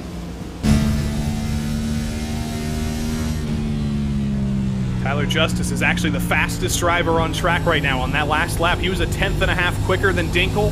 He was slower than Acosta on the last lap, but he was a little bit held up by lap traffic. On pace, though, on a completely clean lap, I think Tyler Justice is the fastest driver on track right now. There he is. We watch him in his dark room as usual. Going to get by the lap car Tom Amasi fairly straightforwardly. He's going to dip down onto the dogleg. Not quite as aggressive as some of his fellow drivers, but you can still see the harshness of that transition. And Tyler Justice is flying right now in third. I don't know how he can drive in a room that dark and still see, but anyway, he seems to be able to make it work, and he is absolutely on a charge right now. We did speculate earlier whether Dinkle just got things slightly wrong. I wonder whether partway through that stint he realised that this pace wasn't sustainable, and so just toned things back so as not to fall off a cliff completely later on in this run. But he is still paying the price for those early laps where he tried to hold on to the lead and maybe went above the pace that he maybe could have been or should have been, and now starting to pay that price just a little bit as the gap grows to nearly 2 seconds to the leader. And a far more concerning one, the gap coming down to Tyler Justice just in behind. There may well be a fight there before pit stops really begin. And we do have to start thinking undercuts potentially. Can somebody come in a little bit early, jump everybody in the pit cycle, and hold the rest of the field back after that? Current lap times are about 2 seconds slower than the fastest in the race. Abner Acosta has the fastest lap of the race at the moment with 27.495. Right now, Abner is running 29.6s. Some of the drivers in this battle here, like Steve Loving, are running in the 30s. So these cars are very, very slow right now. These tires are very much struggling. Robert VCO Jr. doesn't look like he's struggling very much, though. He's trying to squeeze his way through the field after a little bit of technical trouble a little bit earlier. He's one spot away from the top 10 now.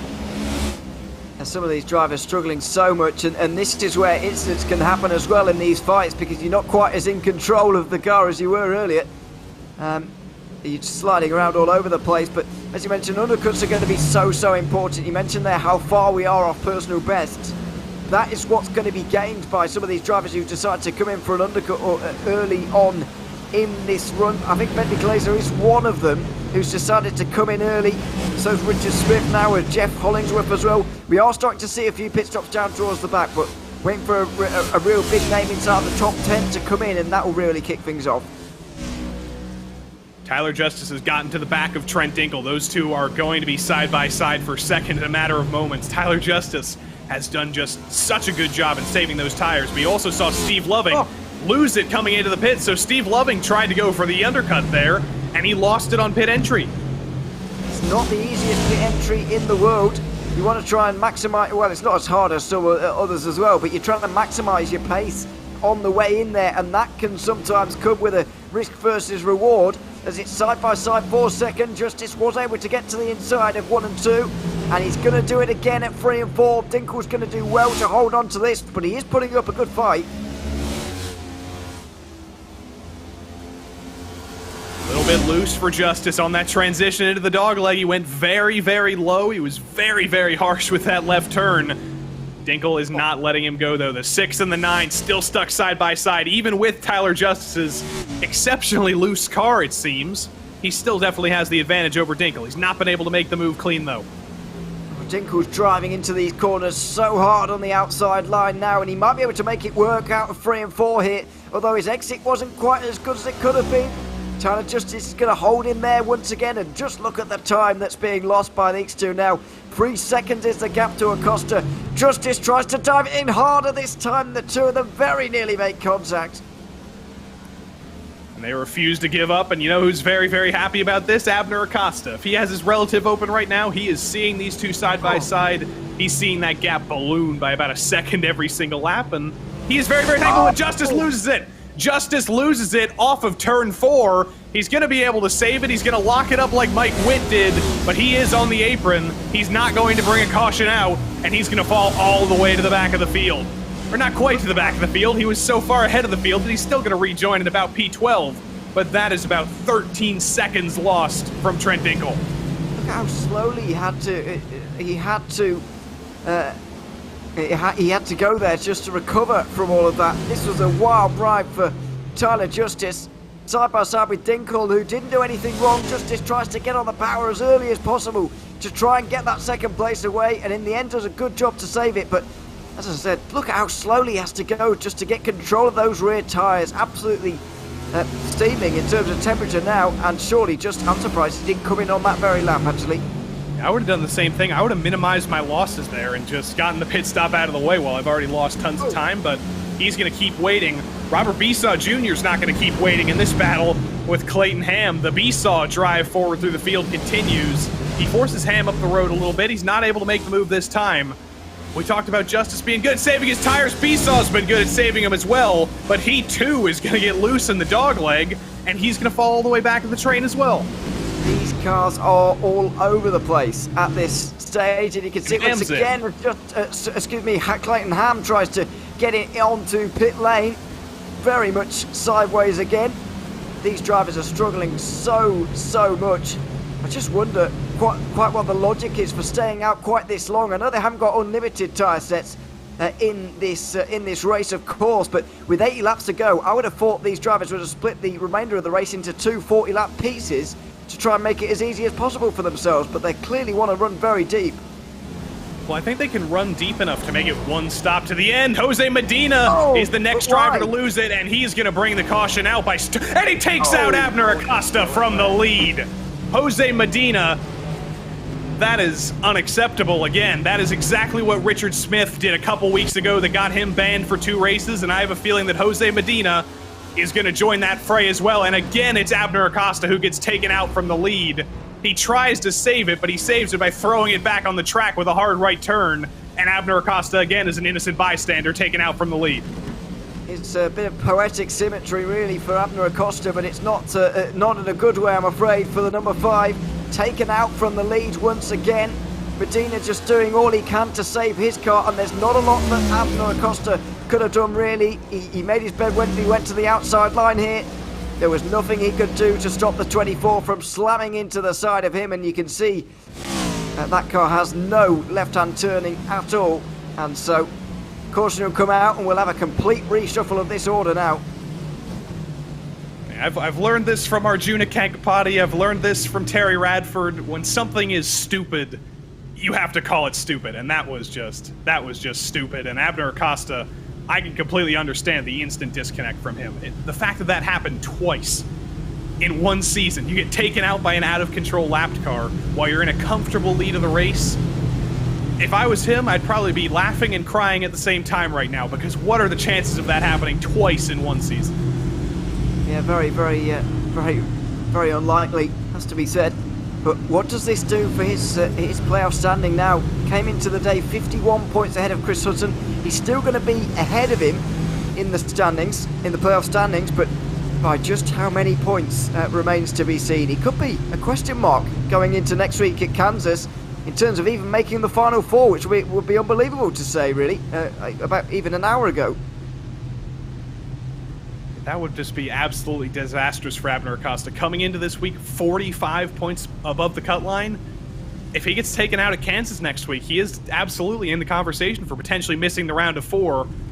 But the race does go on for 70 more laps here. We think you can probably make it to the end. There might be a little bit of fuel saving required to make it to the end from here, but Trent Dinkel has inherited the lead of this race somehow. He should win the race off pit road here. And suddenly, Richard Regan Jr. joins the fray in terms of the conversation for the win of this race, as does Hudson, as does Daniels. And where's Tyler Justice? He's going to restart in P11. Yeah, got caught out there. The early stop for a lot of those drivers in the end, with the risk that comes with it, they got trapped a lap. Well, they're not trapped a lap down, but they were a lap down. And so that means they weren't really able to benefit from those who remained out on the circuit. So Tyler Justice has got a lot more work to do once again here in this race.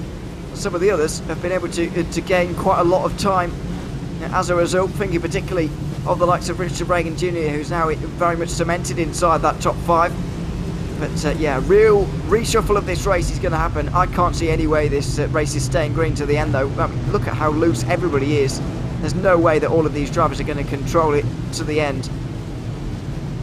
Yeah, if we make it to that point, about lap 33, 34, 35, where everything started to go off, I can definitely imagine a similar thing happening, but we'll have to wait and see here. We're going to re-rack everybody. Trent Dinkel will once again take the lead of this race. He'll have Chris Hudson and Josh Daniels to his outside, though. Or he'll have Chris Hudson to his outside. He'll have Josh Daniels behind him.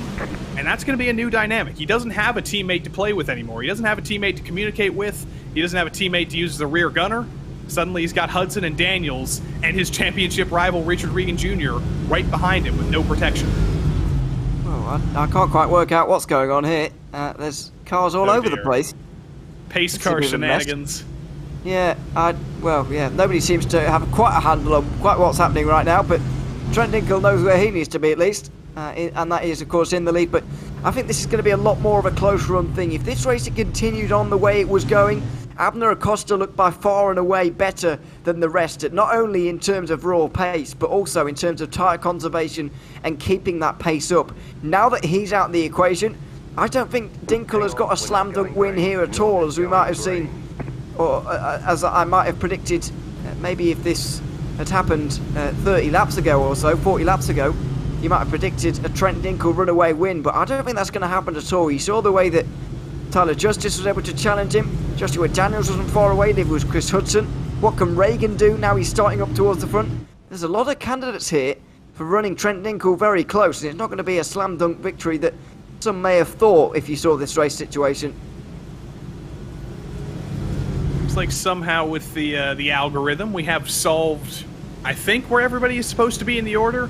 No, we haven't, because now Steve Loving and Bentley Glazer and Hollingsworth and Crumry, they're all going to get the wave around, whilst everybody is trying to stack up too wide here. That's one of those weird things about this track, I think, where the pit lane entry is. The orders get screwed up sometimes, and I hope nobody gets a penalty for being out of order here.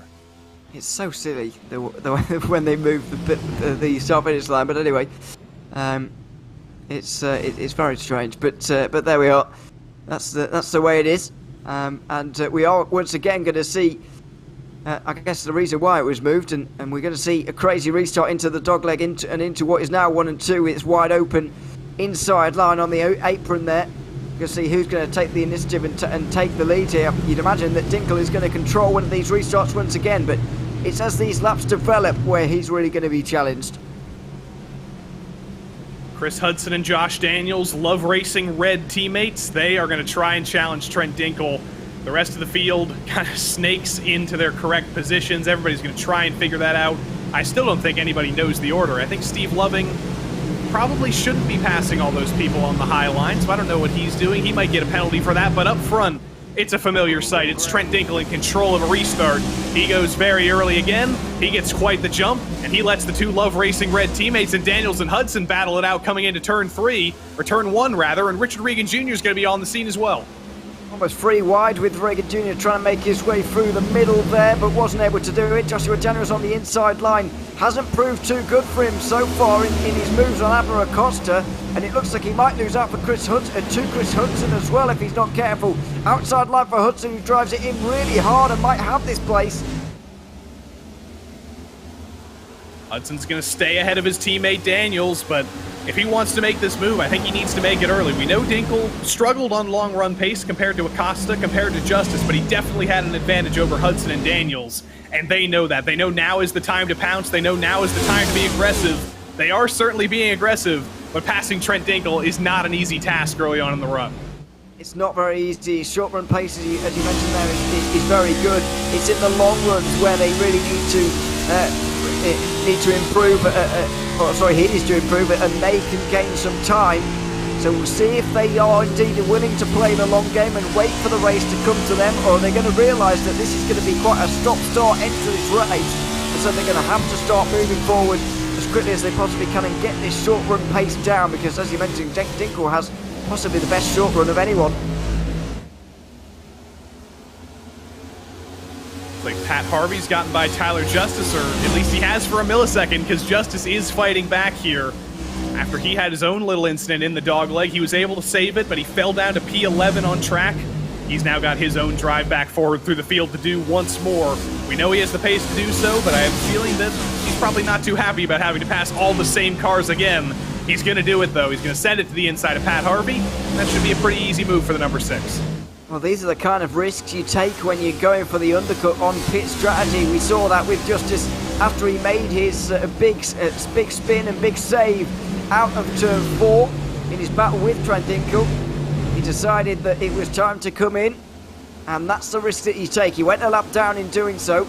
Did obviously have that bit of pace, but then got trapped a lap down, so he's going to have to make his way through the field all once again. But if he starts up towards the front with a short run versus Trent Dinkle, I honestly don't know where I'd put my money between the two.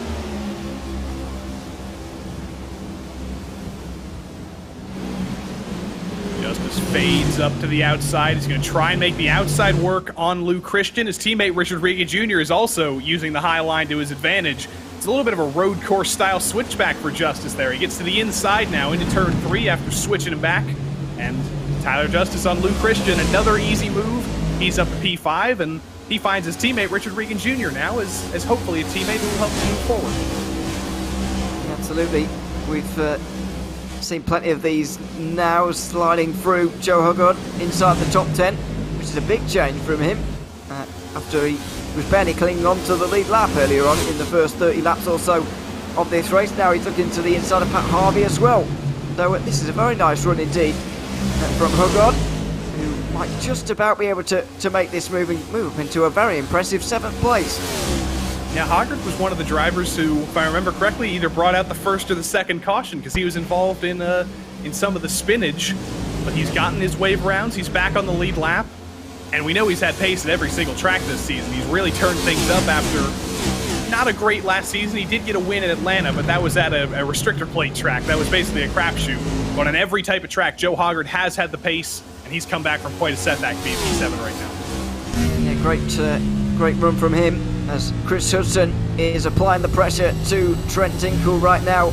Is he the only driver able to stick with Trent Dinkle right now, or the only driver willing to stick with Trent Dinkle right now? I think that's the key distinction to make between Hudson and the rest, although Tyler Justice seems very willing and very able as well to be able to stick with Dinkle. If he started this restart a little bit closer to the front, then he could well be in the lead right now, but all he's got to do is challenge for third, which I believe he's been successful in doing. There's our old buddy, Crispy Chris Hudson. Not quite as long-haired as he was last week. Maybe he should have brought the Halloween costume back again. That might have been good luck. Actually, I don't know if it was good luck. I don't remember where he finished in Martinsville last week. It might have been very, very bad luck. Let me see. I gotta check that for sure. Chris Hudson finished 10th in Martinsville last week, so I guess it wasn't very good luck. I guess it's understandable that he's back to his old self again. Still trying to chase down Trent Dinkle, but he is losing just little teensy bits of ground with every single lap. He's staying with him, but he's staying with him and inching further back by about half a tenth every lap. Yeah, he's not quite close enough really in terms of actually sticking with the pace, but once again, is this race going to come to him? Is this run going to come to him as it develops, as it gets a little bit older in this run, and as Trent Dinkle's tyres really start to fall off? I'm not entirely sure. Tyler Justice is not willing to sit around and find out, though. He is closing in. The gap now to him from the lead is only 8 or 9 tenths of a second. I have a feeling he'll be challenging for second very soon. Yeah, we saw it, I think, before the caution came out, if I'm remembering correctly. I think we saw Tyler Justice make the move on Dinkle, but there was so much that's happened between them that I don't remember. If I have to put my money on one of 4 drivers in the top 4, though, I think it's probably going to be Tyler Justice. Out of all of the 4 of them, I think he's the one. I would certainly agree. I would really agree, even though he's not had the best look in this race so far. He started way down. I don't know what happened to him in qualifying. But, yeah, he looks really good. Joe Hoggard looking pretty good in this run as well right now. He's challenging for a top 5. Maybe Joe's my pick for the win now. I got to root for my fellow Joseph. Maybe he's the one who's going to do it. Maybe he's going to shock us all. Well, that really would be a shock, wouldn't it? He's trying to shock Josh Daniels.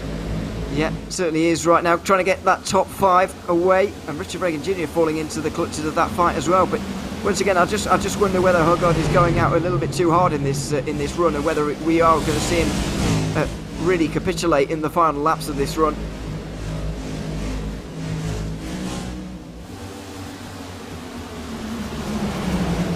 Hoggard very, very close to the wall in the dogleg there.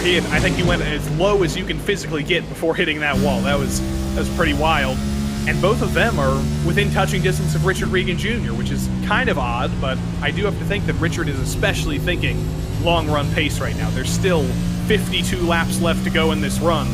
You probably don't want to use up all your stuff this early, and Richard is really being conservative right now, I think. Yeah, we've seen that Richard can indeed do a good job at getting through the field when he wants to, and going out hard when he wants to. So I agree. I think he is holding something back right now and hoping that the run will come to him a little bit later on, rather than trying to go and get it himself. So he's just playing things nice and conservative right now, which is good to see. 1.6 back from the lead, where the top 3 are now very, very close indeed, but haven't begun fighting each other just yet.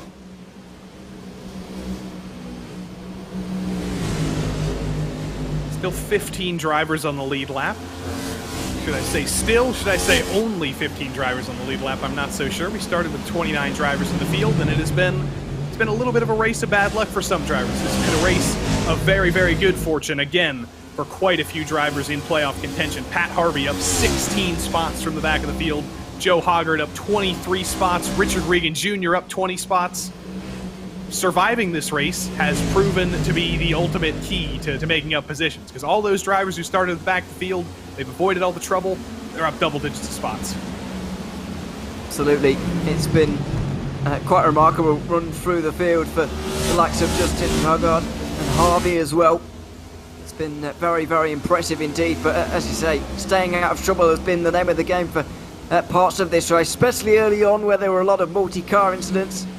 For now, though, it's about staying on top of the loose nature of this car and just bringing it home. Well, it's a long, long way to go until we get there. I'll repeat what I said earlier. I can't see this race staying green to the end, especially if everybody is wanting to stay out there and not pit again. Right now at this stage of the run where we're just, running in a little bit of a holding pattern, some of our drivers are probably thinking about saving their stuff for a little bit later.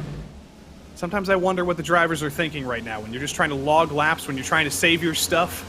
It has to get a little bit boring in the cockpit sometimes in this long of a run, and I don't know. I always lose focus in long runs like this and use up all my stuff. I feel like when you're so concentrated on a goal like this, and especially when you're in a battle for the lead like this, even conserving tyres can still be interesting, or at least you're still concentrated. Even if it's not interesting, you're still concentrated on the job at hand because you know that it might result in a race victory later on. I know that was the case with me anyway. If I was in this position for about 15th, then you're right. You might well lose focus. But when you know there's a race win on the line, you're running second, you've got your eyes on the leader, it does keep the mind active because you do know what you could be rewarded with a little bit later on. Yeah, that's why I couldn't compete for wins. That's why I never signed up for the PRL NASCAR Cup Series. We're 12 laps into the stint right now.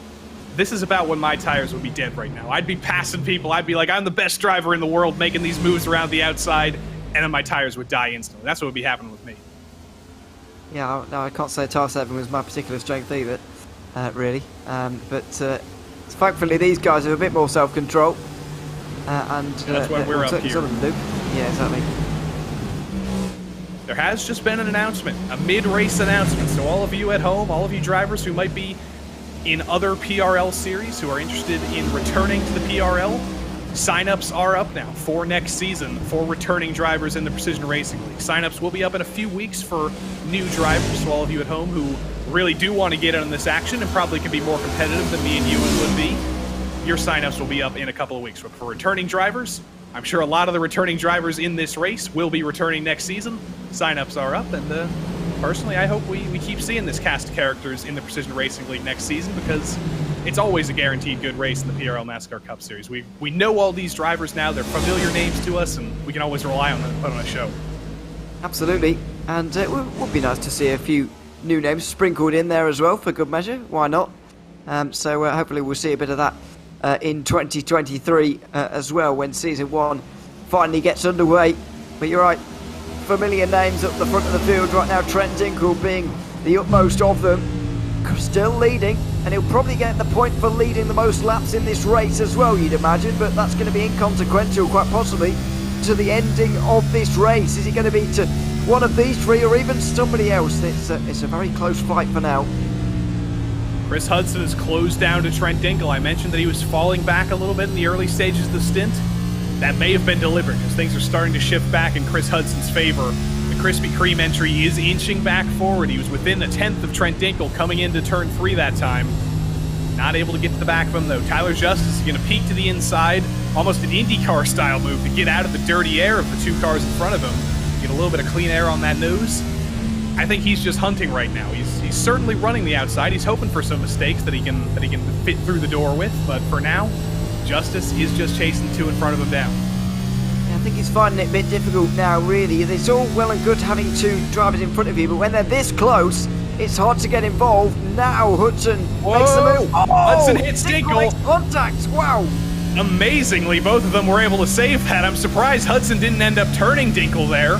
Hudson was actually the driver who got the worst of it, but he pulled an incredible save in turn 3 there, and that was the door that Tyler Justice needed to open. And there he is, up into second. That was unbelievably close and hard to work out from in real time anyway, whether that was Dinkle squeezing Hudson right to the yellow line or whether Hudson couldn't quite follow the yellow line as closely as Dinkle needed him to there. Not entirely sure, but a slight bit of contact. I'm sure it wasn't intentional, and as you said at the time, I'm very surprised Dinkle is not facing the wrong way right now. Got a little bit of breathing space right now, at least for a moment. There's about 7/10 of a gulf between him and Justice and Hudson. So can he drive off into the sunset now? Is Tyler Justice going to be too busy fighting with Chris Hudson? We'll have to see. These two are not done fighting. I thought Joe Hoggard would have made the move on Josh Daniels almost instantly with how hard he was pushing, but he's pushed into the wall as well as Daniels gets by him. Hoggard has gone out too hard. He's done a 29.9 on that last lap. That is really a lot slower than where he was previously. Those tyres are gone. Half a second quicker from the likes of Daniels, Walter, Pat Harvey, 7/10 quicker than him on that lap. Hoggard is about to get eaten alive by all of those, I would imagine. And Reagan is in the 56 has really played this one very well, I've got to say. He's conserved the tyres early on in the run, and now he's starting to see the run come to him.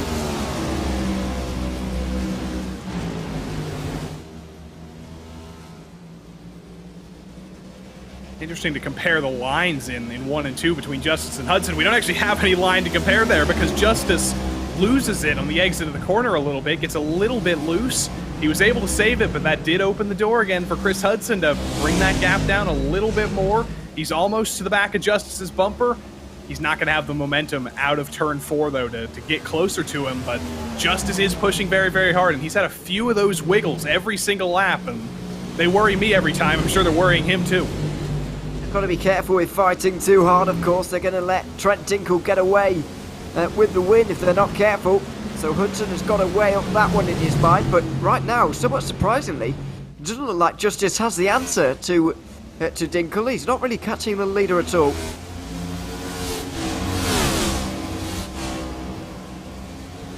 Richard Regan Jr. still hasn't really had any short run pace either. He's been consistently about 0.2 a lap slower than Trent Dinkle has. We're past lap about 30 in this stint, I think, now, so you got to start thinking about pushing now. There's only 34 laps to go in the race. This is also the part of the race where we've seen cautions come out, where we've seen drivers start to get loose.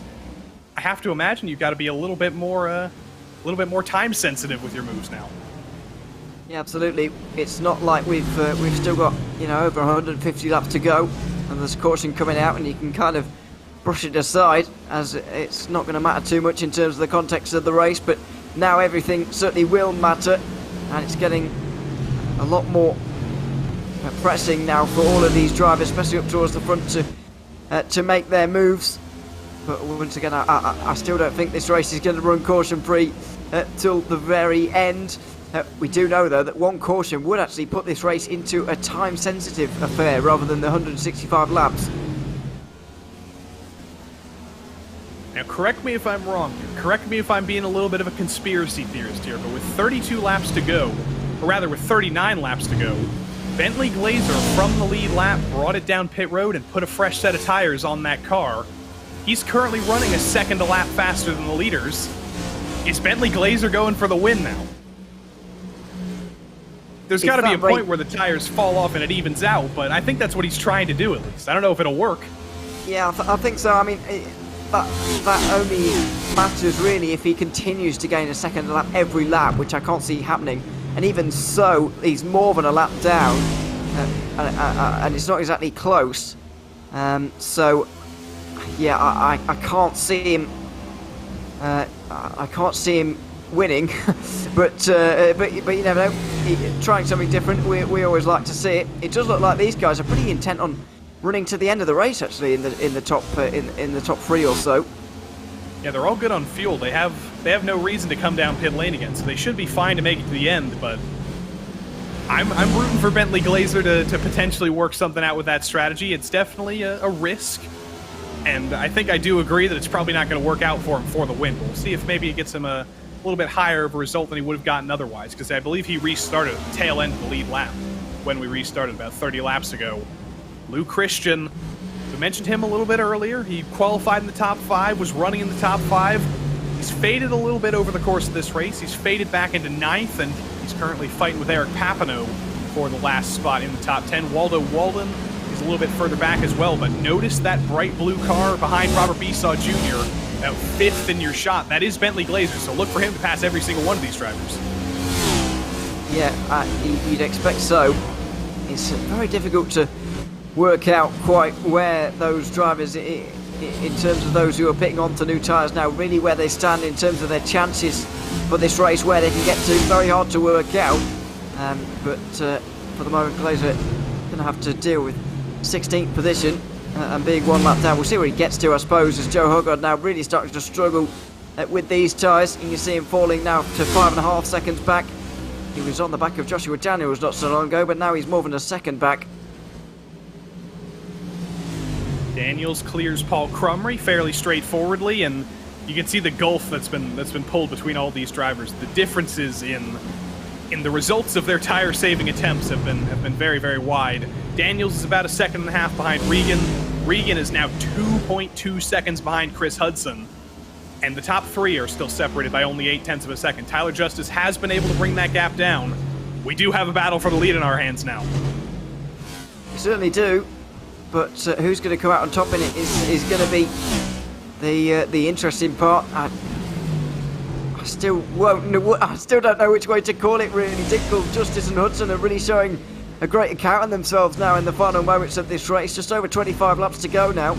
And they're all showing a great account of themselves, especially Chris Hudson, actually, who haven't really seen this kind of pace from all day long.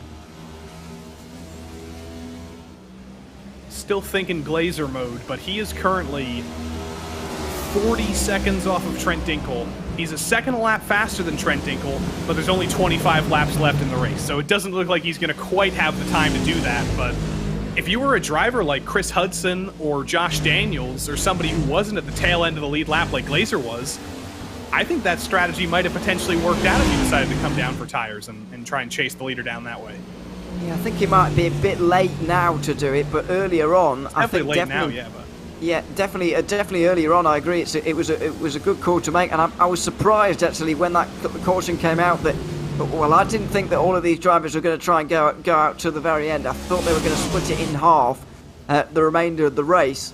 But clearly, these drivers are much more willing to run to fuel, actually, than they are to tyres, which is surprising to me, given the dramatic amount of fall-off you have around here. I mean, we're more than 20 laps away from the end of the run. We're over 2 seconds in terms of drop-off. See the big effects of the drop-off with some of these lapped cars. Tom Amasi and Paul Crumry both trying their best to get out of the way, but there's not necessarily a lot of place to get out of the way. Luke Christian is going to get very much held up on the high line there, trying to fight with Brandon Walter. Tom Amasi, I think, puts himself in the wall to completely get out of the way. A little bit of self-flagellation there from Tom Amasi, but that's one way to open the door, and he's already, what, 2 or 3 laps down. But Christian and Walter have found each other again. Walter's still fading up. He almost gets into the side of Luke Christian. They got away with it that time, but they are not giving each other much room for 8th. Great run around the outside from Luke Christian there to get that place. It was a big moment in the background, though. Trying to work out who this was for. Clayton Ham, by looks of things, off onto the apron, through the dogleg, save it, and he just about did. But, yeah, that was very close indeed, and we're going to see a lot more of those moments in the last 20 laps. He almost got into the back of Robert Bissaw Jr. when he was recovering as well, and he almost lost it again after that. Let's watch Clayton Ham again, because that save, it seemed to take him about half the lap to finally regain control of the vehicle. That was an excellent save. You can see that he didn't completely fire it to the right of the track and kill the lead lap cars behind him. He does save it, then with Robert Bissaw Jr. he gets a little bit loose after that, but he did eventually save it. The battle for the lead, here we go. Bentley Glazer's actually on fresher tires than the 2 leaders, but he is 1 lap down trying to get his lap back. The 6 of Tyler Justice, the 9 of Trent Dinkel. That is your battle for the lead, but Bentley Glazer is putting a fork in things because he is faster than both of these guys on 30-lap fresher tires. Absolutely, and trying not to make a nuisance of himself as well. He knows that he's on fresher tyres and he can go so much deeper into these corners. You see how much harder he's driving into them.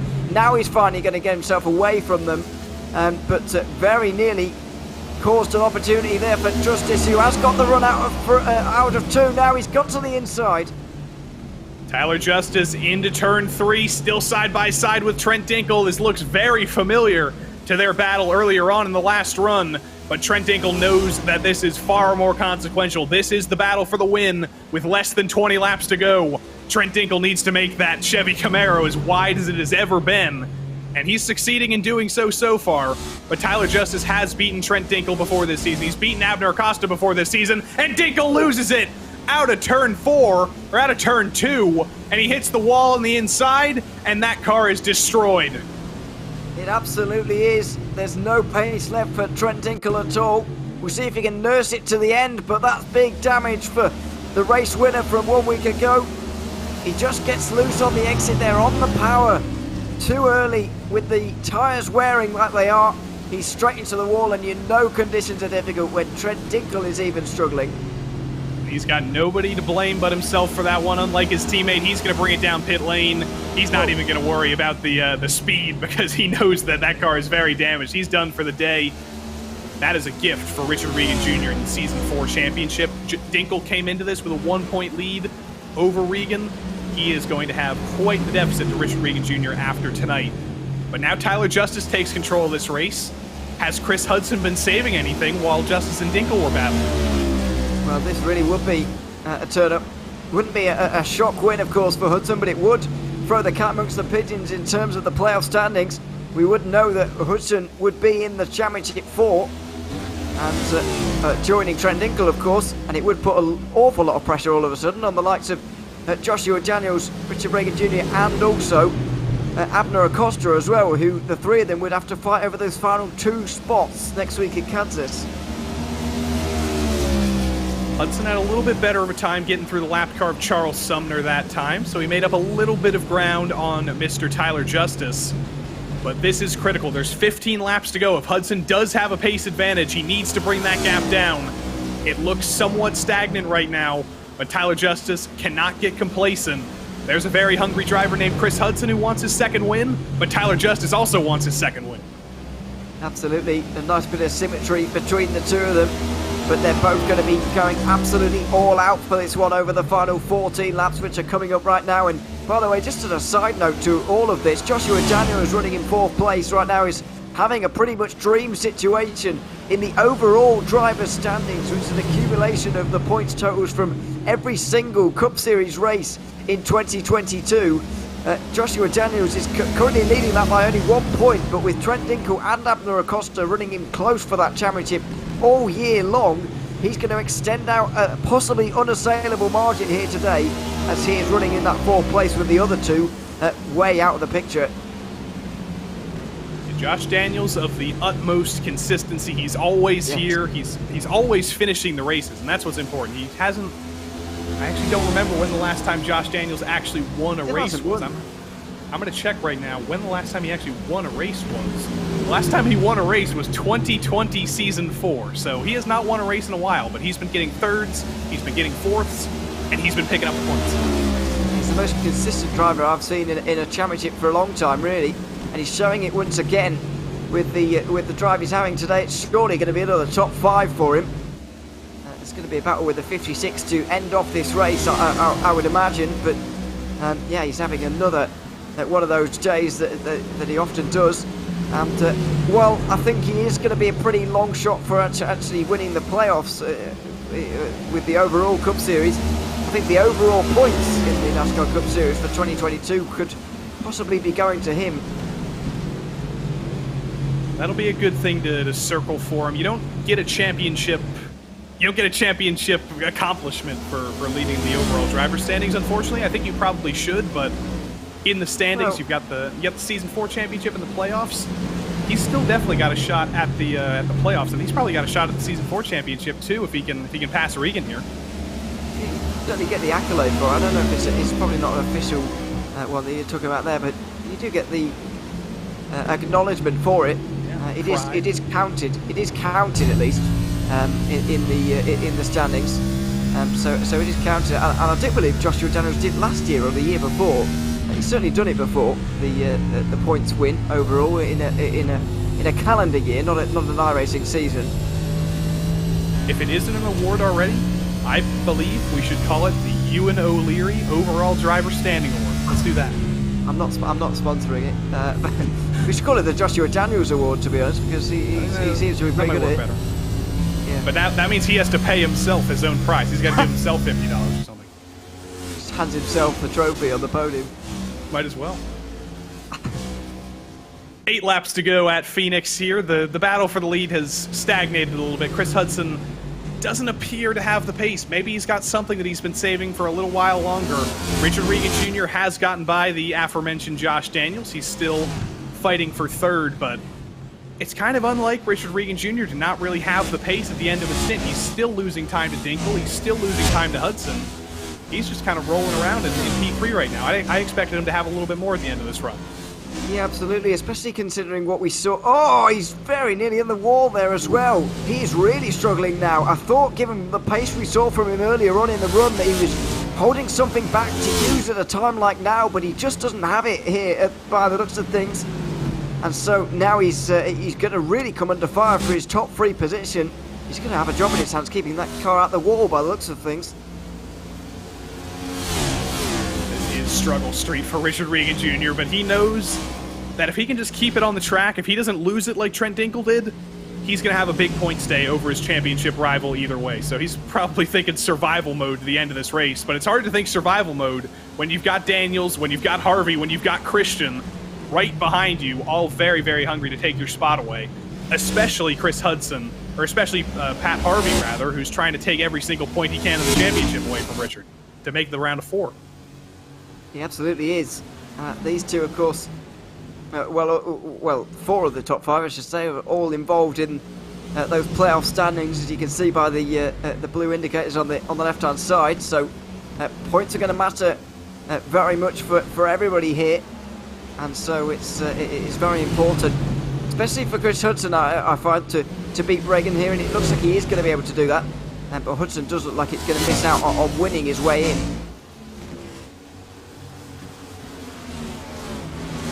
Christian passed Pat Harvey, so that's 1 point below the cut, 1 point more below the cut line for Pat Harvey.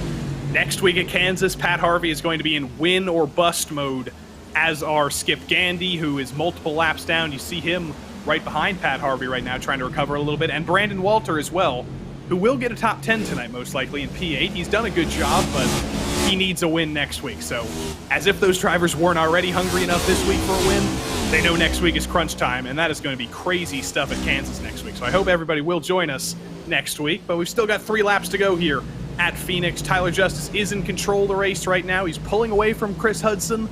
It might just be a little bit of a Phoenix track day to the end of the run, but we know Tyler Justice has been bit by old tires before, and you can see that he's being a little bit conservative through the dog leg to not do that again. Yeah, absolutely.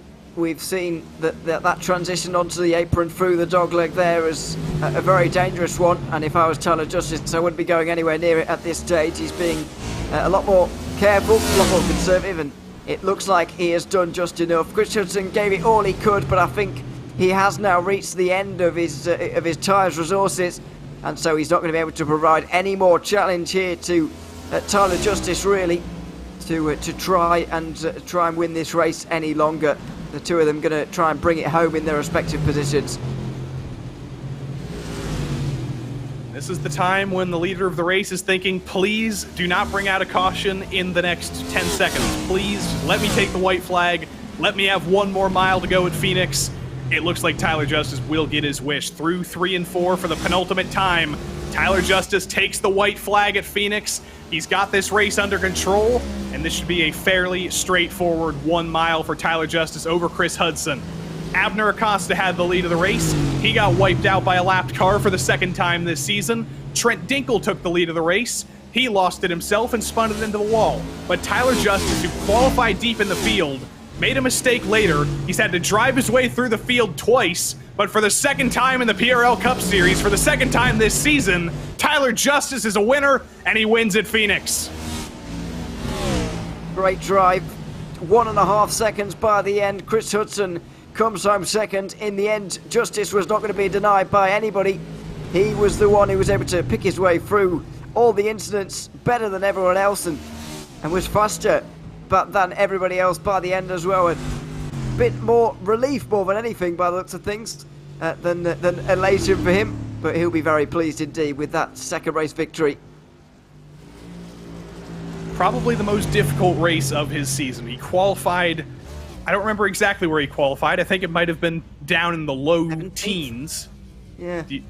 So he drove his way back up through the field, then he lost it while fighting for the lead in the dog leg, and he still wins the race. Just an absolutely incredible race for Tyler Justice, and we might have to add him into the conversation for the championship potentially. He's still quite a bit off overall, I think, because he missed a couple of weeks, but if he can keep this up for the next couple of weeks, he's definitely one to watch next year in 2023. He did miss a couple of races earlier on this season, unfortunately, so his challenge for this season is going to be fairly limited. But yeah, I mean, a great win again from Tyler Justice. Not one of the playoff contenders, interestingly, to win, so no win and you're in situation for him. Chris Hudson, though, certainly getting the points that he needed ahead of what's going to be a very interesting final race at Kansas. Yeah, Tyler Justice, your victor tonight over Chris Hudson, over Richard Regan Jr., over Josh Daniels, over Pat Harvey. 4 playoff drivers in the top 5. None of them the victor, though. Joe Hoggard, a great recovery in P6, and Brandon Walter, P7. He still needs to win next week. Waldo Walden finished P8, Eric Papineau P9, and Bentley Glazer on the alternate strategy did get a top 10 out of that alternate strategy. Lou Christian and Jeff Hollingsworth were the last 2 drivers on the lead lap, and I believe Christian had a little bit of trouble on the last lap and almost brought out the caution that Tyler Justice didn't want. Steve Loving, Charles Sumner, Clayton Ham, Robert Besaw Jr., and Byron Johnson all went 1 lap down. Mike Witt, Richard Smith, and Tom Amasi all ran into assorted amounts of trouble and went multiple laps down. Skip Gandy made it to the end 3 laps down. Paul Crumry made it to the end 7 laps down. And then we get to the used car lot of drivers who had heavy damage. Dinkel hit the wall from the lead. Jose Medina wiped out Abner Acosta. Adam Zemke lost it in the dogleg. And Joao Guerra, Eric Haag, and Sean Powell all ran into assorted amounts of trouble over the course of the race. 29 cars started this race, but we are ready to talk to the lead driver of all of them, Tyler Justice. You qualified P17, you spun in the dogleg, and somehow you're still the winner. How the heck did you do that? I don't know, man. That was crazy.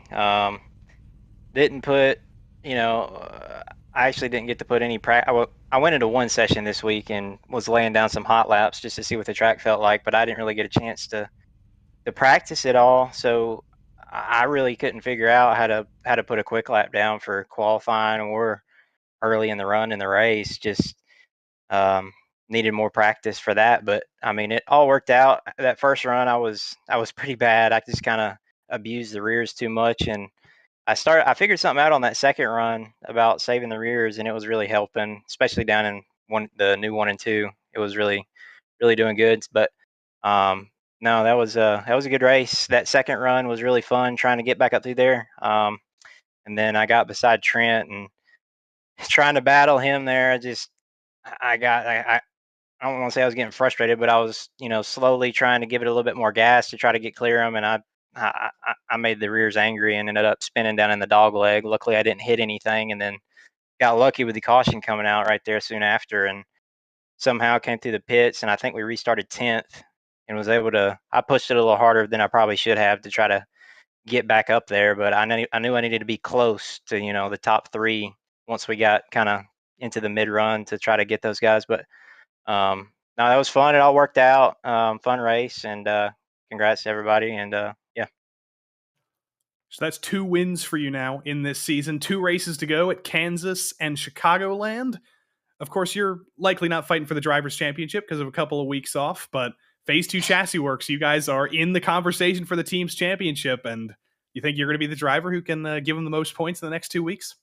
I hope so. We're doing all we can. I hate I missed those couple of weeks because we'd be in decent shape, I feel like. But no, it's been a fun season. Glad to finally get some wins. I mean, I felt like we've been pretty close, in times previous, but just didn't work out. But luckily to click off a couple here, and I feel like we're doing good. So just got to get that practice in, that's for sure. And we'll move on to the next 2 weeks and see what we can do to lock down that team championship. I'm going to talk to your teammate in 2 interviews, so I'm going to do this with you. I think I did this with the private label team hype guys a couple of weeks ago. If you had one question for me to ask Richard Regan Jr. that you could hide behind my name with, what would it be? Ask him why he couldn't. Ask him why he couldn't make what I was doing work on the long run. He seemed pretty frustrated about it. I was trying to tell him it takes some finesse to figure out what to do with the rears there to make them not die so quick and last a little bit longer. So ask him about that. All right. I hope he's not listening to the stream. I hope it doesn't spoil it. But congrats on the win again tonight, and we'll see you next week.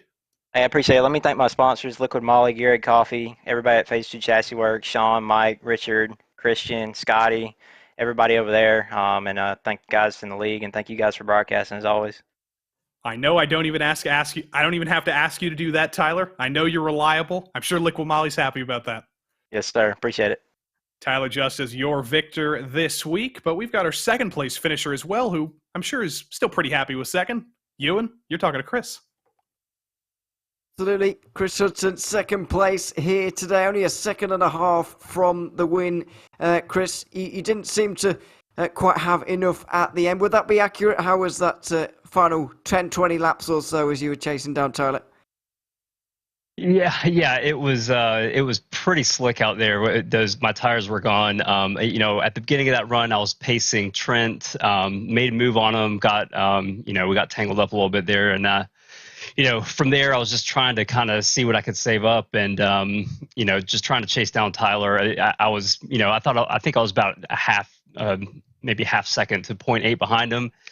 I started trying to push a little bit, and then my tires really went away. So, at the end there, I just kind of had to settle in and just try to bring it home. But, more than happy with second place. I think that's good for the playoffs, and I think it puts me in a good position here running into the next race. Absolutely. Talking of the playoffs, you finished the best of the playoff drivers in that race. You've obviously came into today 6 points adrift in the cut-off line.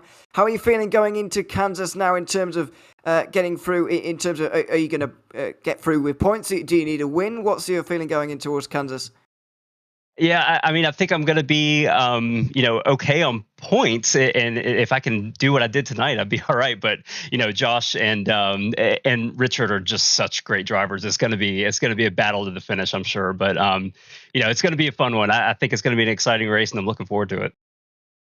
So very much looking forward to it as well. Chris, congratulations on second place here tonight, and we look forward to seeing you once again next week. All right, thanks. Have a good one.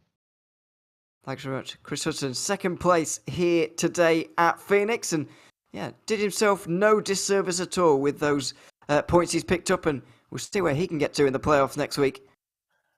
It's the big circular question, but we've got one more driver to talk to. As always, Richard Regan Jr. is here with us. P3 tonight, Richard. I'm sure you wished for a little bit more, but with your championship rival, Trent Dinkle, ending the race in the wall, this still got to be a pretty good day championship-wise. Yeah, I'm not really too focused on the season championship. Just here trying to point race myself into the overall championship. So it's unfortunate what happened to Trent, but it is what it is. I see that the oven gloves that were so popular in our chat on Wednesday night, they're back. They did you well. But I have an anonymous question from somebody I think you might know named Giler Tustus. He wants to know why couldn't you keep up with him in the long run? Yeah, me and him were talking that last pit stop, and he was giving me a little rundown on what he was doing, but I just couldn't figure it out in time. And by the time I got it pretty good, I had already burned up my right rear. So just a lack of seat time this week. I've been struggling with this car a lot.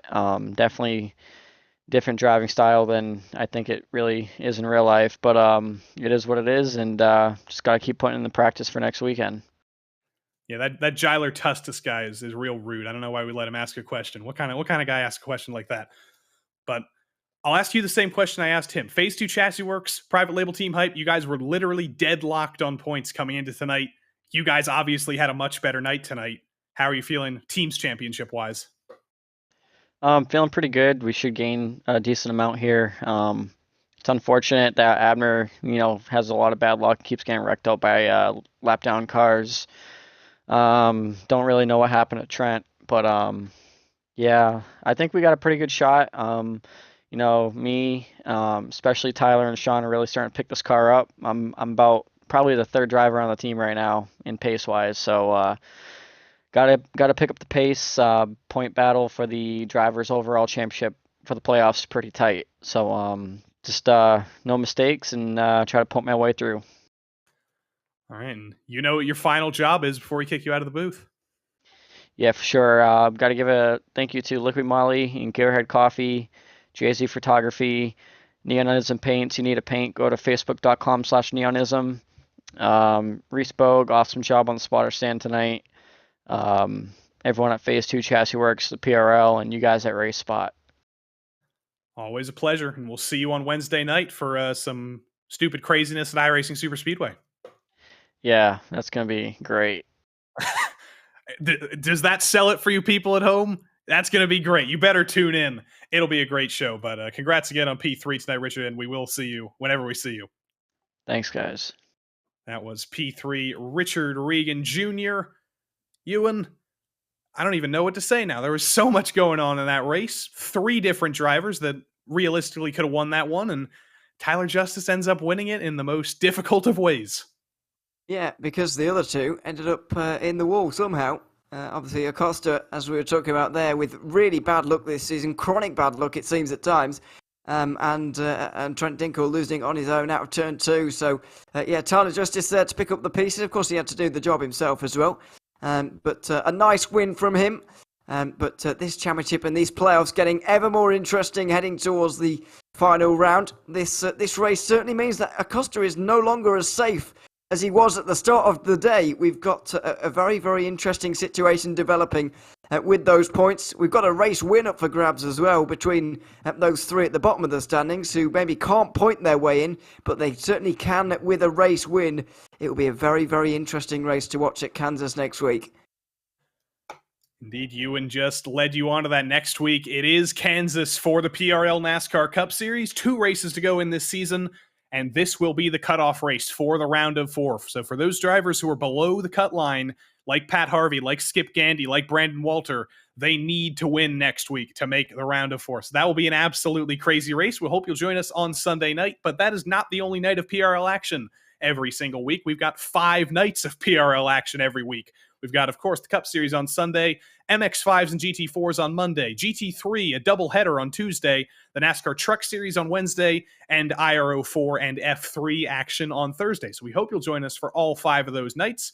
We also hope you won't leave RaceSpotTV, because if you haven't had enough Phoenix racing tonight, there's still about 200 miles left to go in the 2022 iRacing Phoenix finale here on RaceSpot, so you might just want to change your streams and go watch Taylor Burris and Terry Radford do their thing over there for even more Phoenix time. But for now, for me, for Ewan O'Leary, for Hugo Luis, for Rafael Sankey, we thank you for tuning in tonight. Until we see you next time, so long.